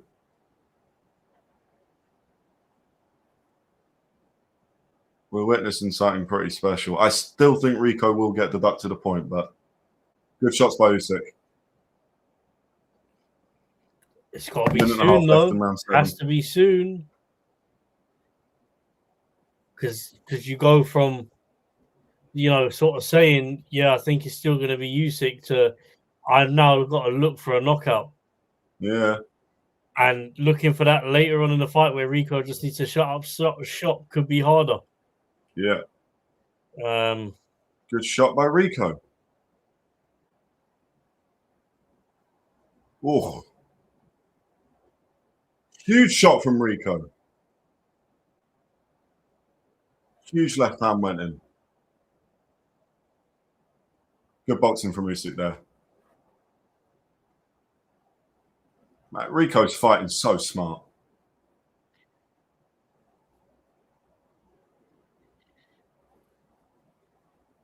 This is already, I know we said about it earlier. What does it say if Rico beats? If Rico beats Usyk? Rico beats one of the greatest heavyweights. Well, it's just one of the biggest upset And rounds left. 6 rounds left. We're in the 7th.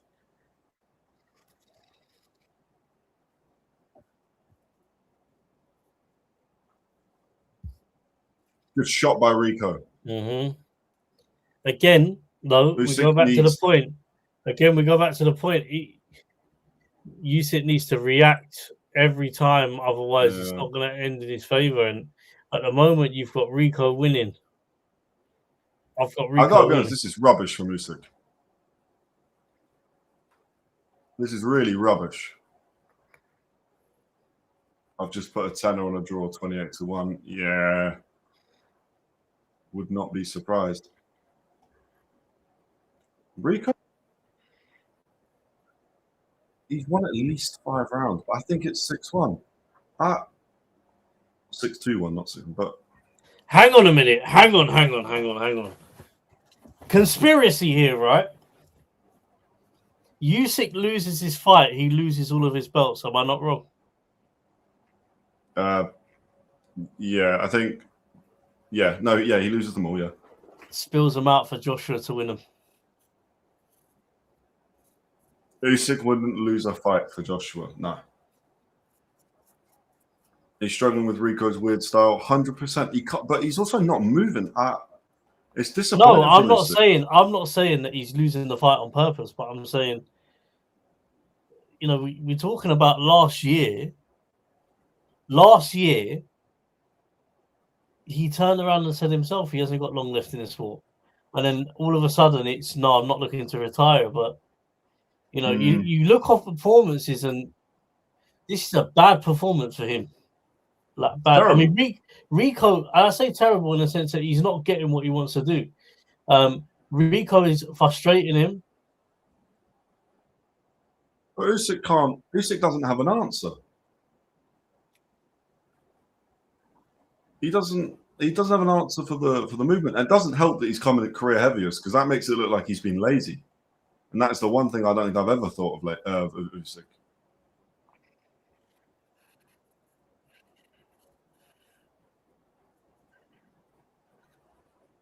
But I don't think Usyk. I mean, Rico, to me, great shot from Rico Verhoeven.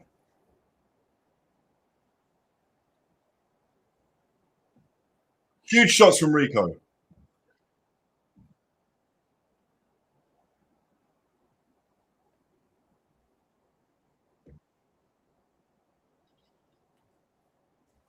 Cali Craig.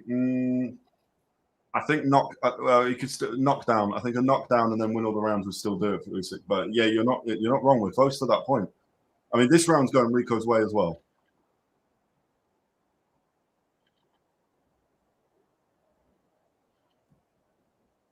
This is just ridiculous.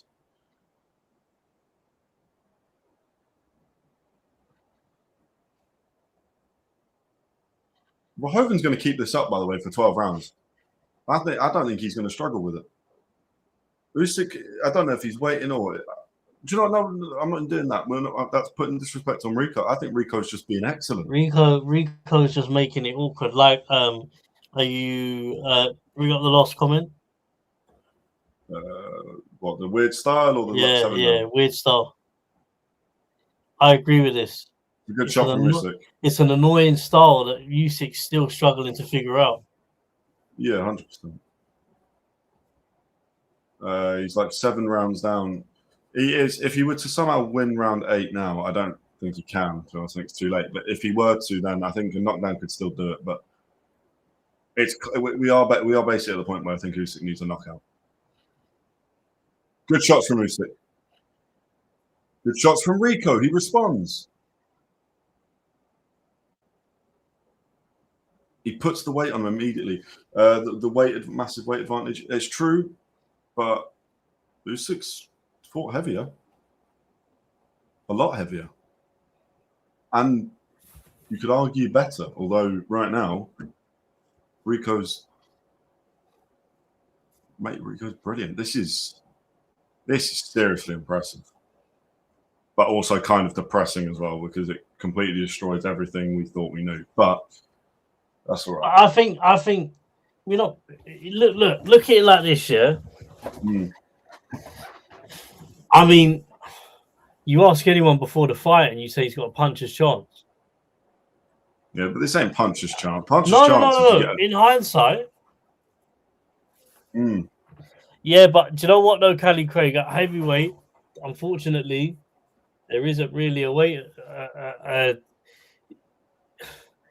advantage, yes or no, but then I'd argue the point that doesn't really make a difference, because it makes a difference, but then you look at the bar when he fought Jarrell Miller. Yeah, it was like £100 difference. It's £100 difference between them, but he still got round him and beat him. I don't necessarily think it's a weight advantage. I think it's Rico's just awkward. Usyk has to put the pressure on, by the way. He needs to put Rico down.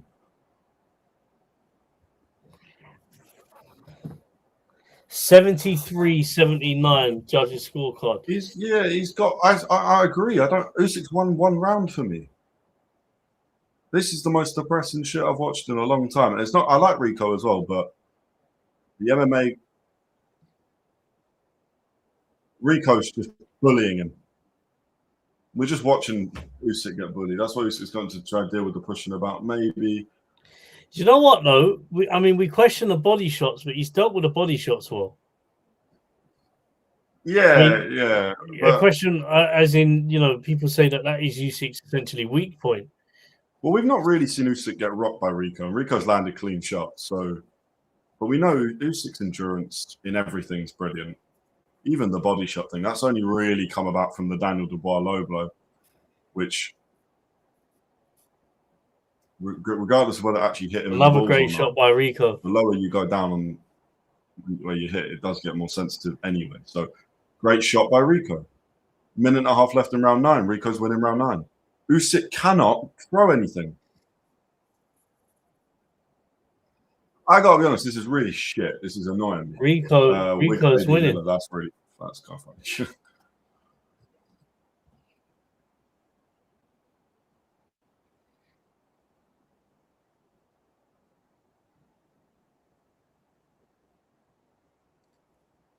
Have you heard that? They're doing open scoring, and they've got it as a draw right now.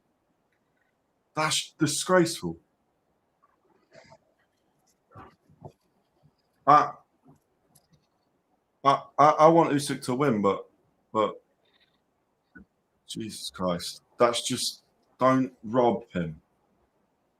Great jab from Usyk. Great jab as Rico came in. Didn't seem to affect him, but it was a great jab. But that's the first thing he's done. But Rico comes back with about 4 more shots. He just wants it more. Rico just wants this more. You know what? You know what? He has stopped twitching, though. No, he's not. He's back to twitching.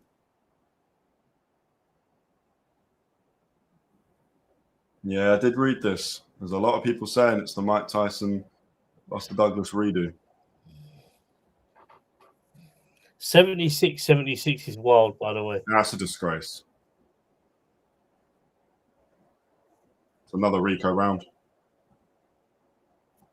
We're running out of time for Usyk to do anything here. We've got 3 rounds left. I'm bitterly disappointed in Usyk. This is, I don't care that Rico's twitching and doing, like, that's fine. Rico's brilliant at the moment. He's doing really well. Draw is mental, you know that? Yeah, that's disgraceful. I can't believe we're actually even at this point. This is mental. I don't think Usyk's going to knock him out. I don't think Rico will knock Usyk out either, but I don't think Usyk can knock him out.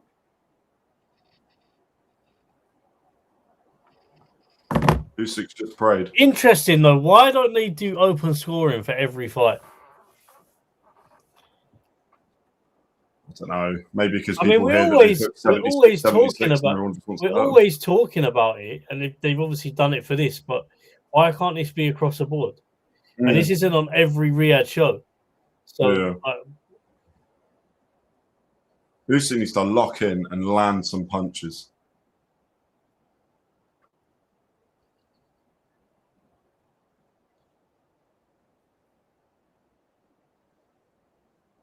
This is so shit. Can you just sit on a punch?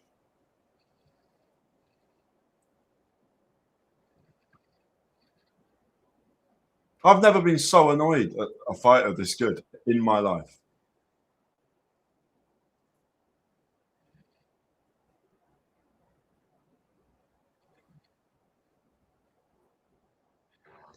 Rico beats most heavyweights, by the way. This style is unbearable, but like,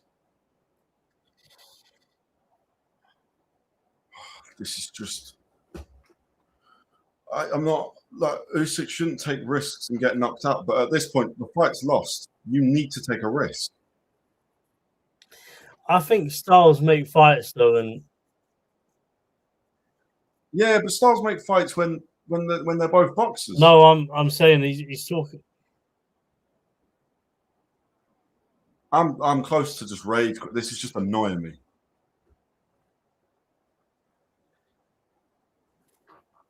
What are we watching? I feel bad for Usyk. Nah, I don't feel bad. It's boxing, isn't it? I'm not feeling bad for anyone that gets paid millions to do it. I mean, I guess boxing's hard. Obviously, boxing's hard. But like, I don't feel bad for him. I feel like he's fucking this up. Shock is the word. Yeah.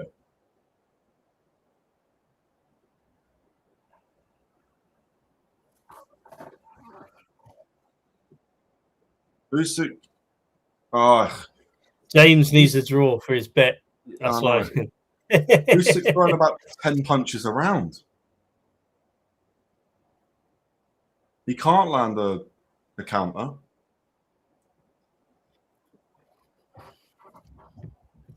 It's better from Usyk. 30 seconds left in the round. Good little uppercut from Usyk and a chopping hook. This is better from Usyk. He's the aggressor now. He might have him hurt. I don't know.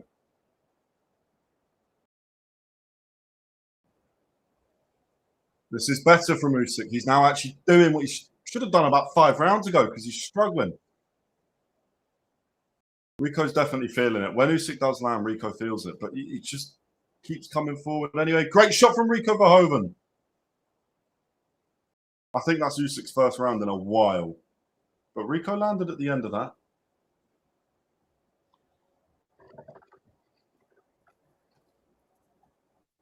I mean, that's an Usyk round. Yeah. That's Usyk's second, for me, second, for you, third, but still. Cali Cray's comment, bring it up. I agree with that. It is BS, but I can understand why. Like, but in terms of like there's rankings and stuff like that, I still don't think he should be in there with him purely because you've just got to earn it there. Otherwise, anyone can just step in, and if they're good enough from any sport now, they can just kind of leap across the board to get a title shot, which isn't right. But having said that, we're here, and he's winning the fight, in my opinion. By the way, if Usyk wins these last 3 rounds, he's going to win the fight. They will rob Rico. Kalaspo on kick has said such an amazing fight. It is an amazing fight.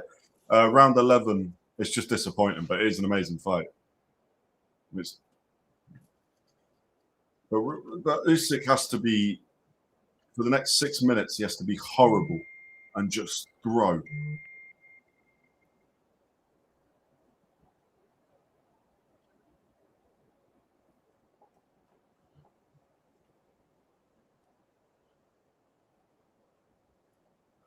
Been caught again. Good shot from Rico. Yeah. Mike Coppage has got it 98-92, and I agree. Yeah.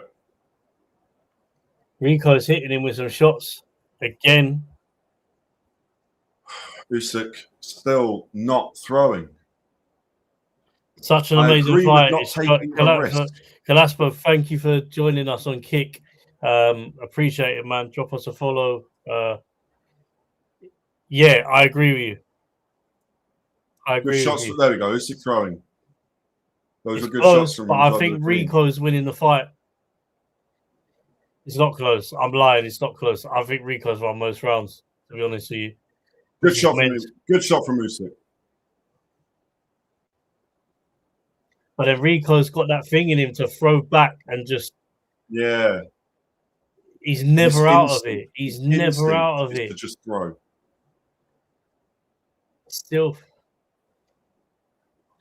Is he feeling it now, though? Is it like Usyk's got a minute? Yeah. Look, Rico's tired, but the minute he hears that it's round 12, every bit of fiber in him is going to go, right, let's do this. That's where the tired stuff goes out the window. Good stuff from Usyk.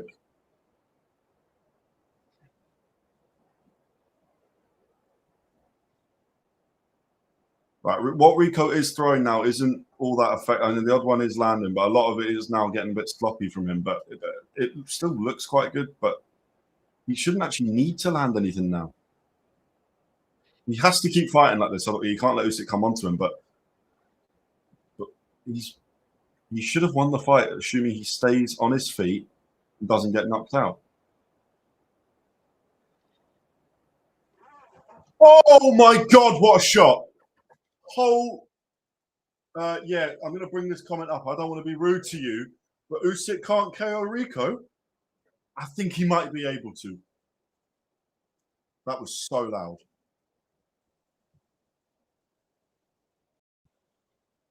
He's not got his gum shield in. He's not got his gum shield in. For the mouthpiece. That is one of the best uppercuts I've ever seen in my life. I don't know if it's going to be enough, but that is an absolute... Have they stopped the timer? No, it's done. The fight's going to be over. The fight's... Ref steps in. No, that's... What the fuck? No. You can't do that. You can't do that. You cannot do that. Don't get me wrong. That is potentially the best uppercut I've seen since Gervonta Davis against who cares, De La Cruz or whatever. But no, you can't stop the fight. You can't stop the fight. Can't. I hate to break the news to you, but Usyk has just knocked out Rico. But that's going to be one of the most controversial things you see for so long. What happened? So Usyk was starting to piece him up a little. Rico definitely slowing down, and then Usyk lands genuinely one of the best uppercuts you will ever see in your life. Rico down instantly, hurt like anything. Rico gets up, gum shields out, nice bit of tactics.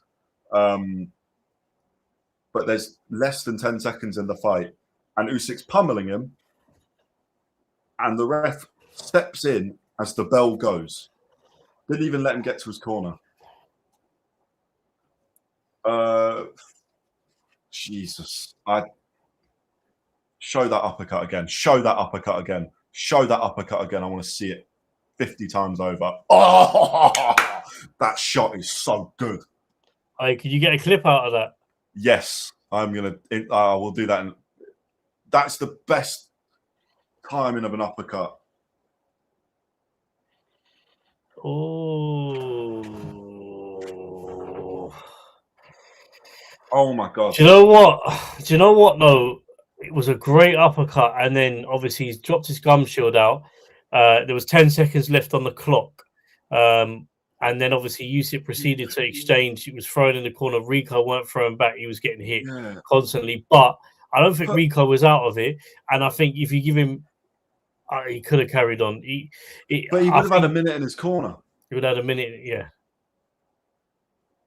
I'm sorry, but no, I don't agree. I don't agree. I do think, given how hurt Rico looked, I think Usyk would have done it in that 12th round. But you have to let Rico get to that 12th round. There's no circumstance where you can do that. Shady. Yeah. I don't like that. I don't like that. I will say it's very close. I mean, the ref has to step in if he feels the fight is not safe. And Rico was getting battered. But context has to come into it. That is just mental. Look, what happened to the bell should have gone. No, I agree. Yeah. I do think though, and look, I love. No. To be fair, the gum shield came out. He did do timeout. I love Usyk. I love Usyk, but 76 and 6 going into the later rounds was terrible. I want a rematch. I can't believe I'm saying it. I want a rematch. Are we all on board for that? Because I can't believe what I've just seen. He won't get the rematch, but he won't get the rematch. I think he's deserved. But I do think that Rico is over now. It is over now. Sorry, it's over now. But I do think Rico will be a handful for other heavyweights. I think he should carry on and definitely stay in box because I think he's the most impressive crossover fighter that I've watched. Mark Lyson needs to turn his phone off. Referee is Jesus. I can't believe it's been stopped like that. Like, all respect to Usyk. We're going to end the stream there because it's been 4 hours. It's an incredible clip, but if Ajit Kabayel gets in there, great. We'll talk about it on Boxing This Week on Thursday. But we don't need to talk anymore. I can't believe what I've just seen. They're going to give the win to Rico? No. Rico has been knocked out. The fight is over. Round 11, Usyk has knocked Rico out. Like I said, it was one of the best uppercuts I've ever seen. But I don't say this. I don't say this often. Refereeing I've seen. I don't say this often, yeah. And obviously, you know my thoughts on the crossover fighters coming over and not having massive success. But I feel like everything was against Rico tonight. And the 76 that came I don't think he could have done any more than what he done tonight. No. Listen, look, he was in trouble, yes, in round 11. That stoppage was too premature. A bell, because the bell had gone. I don't know. And that minute makes a massive difference in your corner for him to recover. So yeah, exactly. I'm not saying he might have gone into the 12th round and got packed in, or he might not have, but he weren't given the chance, and that's the frustration. Especially when, in my opinion, he won most of the rounds against Usyk, which is mental. I'm saying that, but he won most of the rounds. The fact that they had it 70 a draw in the later rounds is criminal. But this is also questionably, again, the corruption we see in boxing that we talk about all the time, and I think it's taking place again tonight. Yeah, 100%. I'm gutted for Rico. I'm gutted for Rico, and I've actually become a fan of him. I agree with you, Cali Craig. I think Usyk would get that job done. I think in round 12, Usyk goes and actually finishes Rico.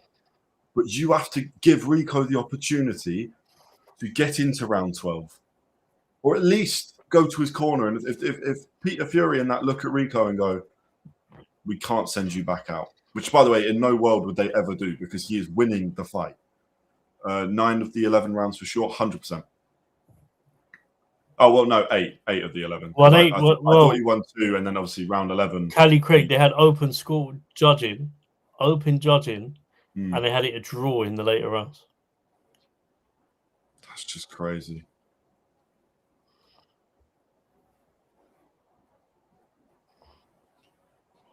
I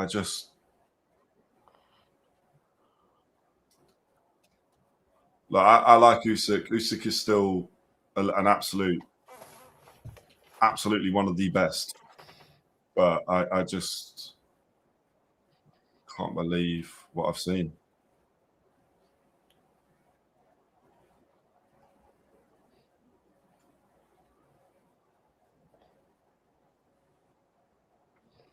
And, you know, if I can talk a little bit about Usyk as well, because, look, I think the circumstances around it is not his fault. It is kind of down to the judging, the reffing. Yeah. But that's mental that he's just said that he got a text before the fight because his family are in a bomb shelter at the moment. Yeah.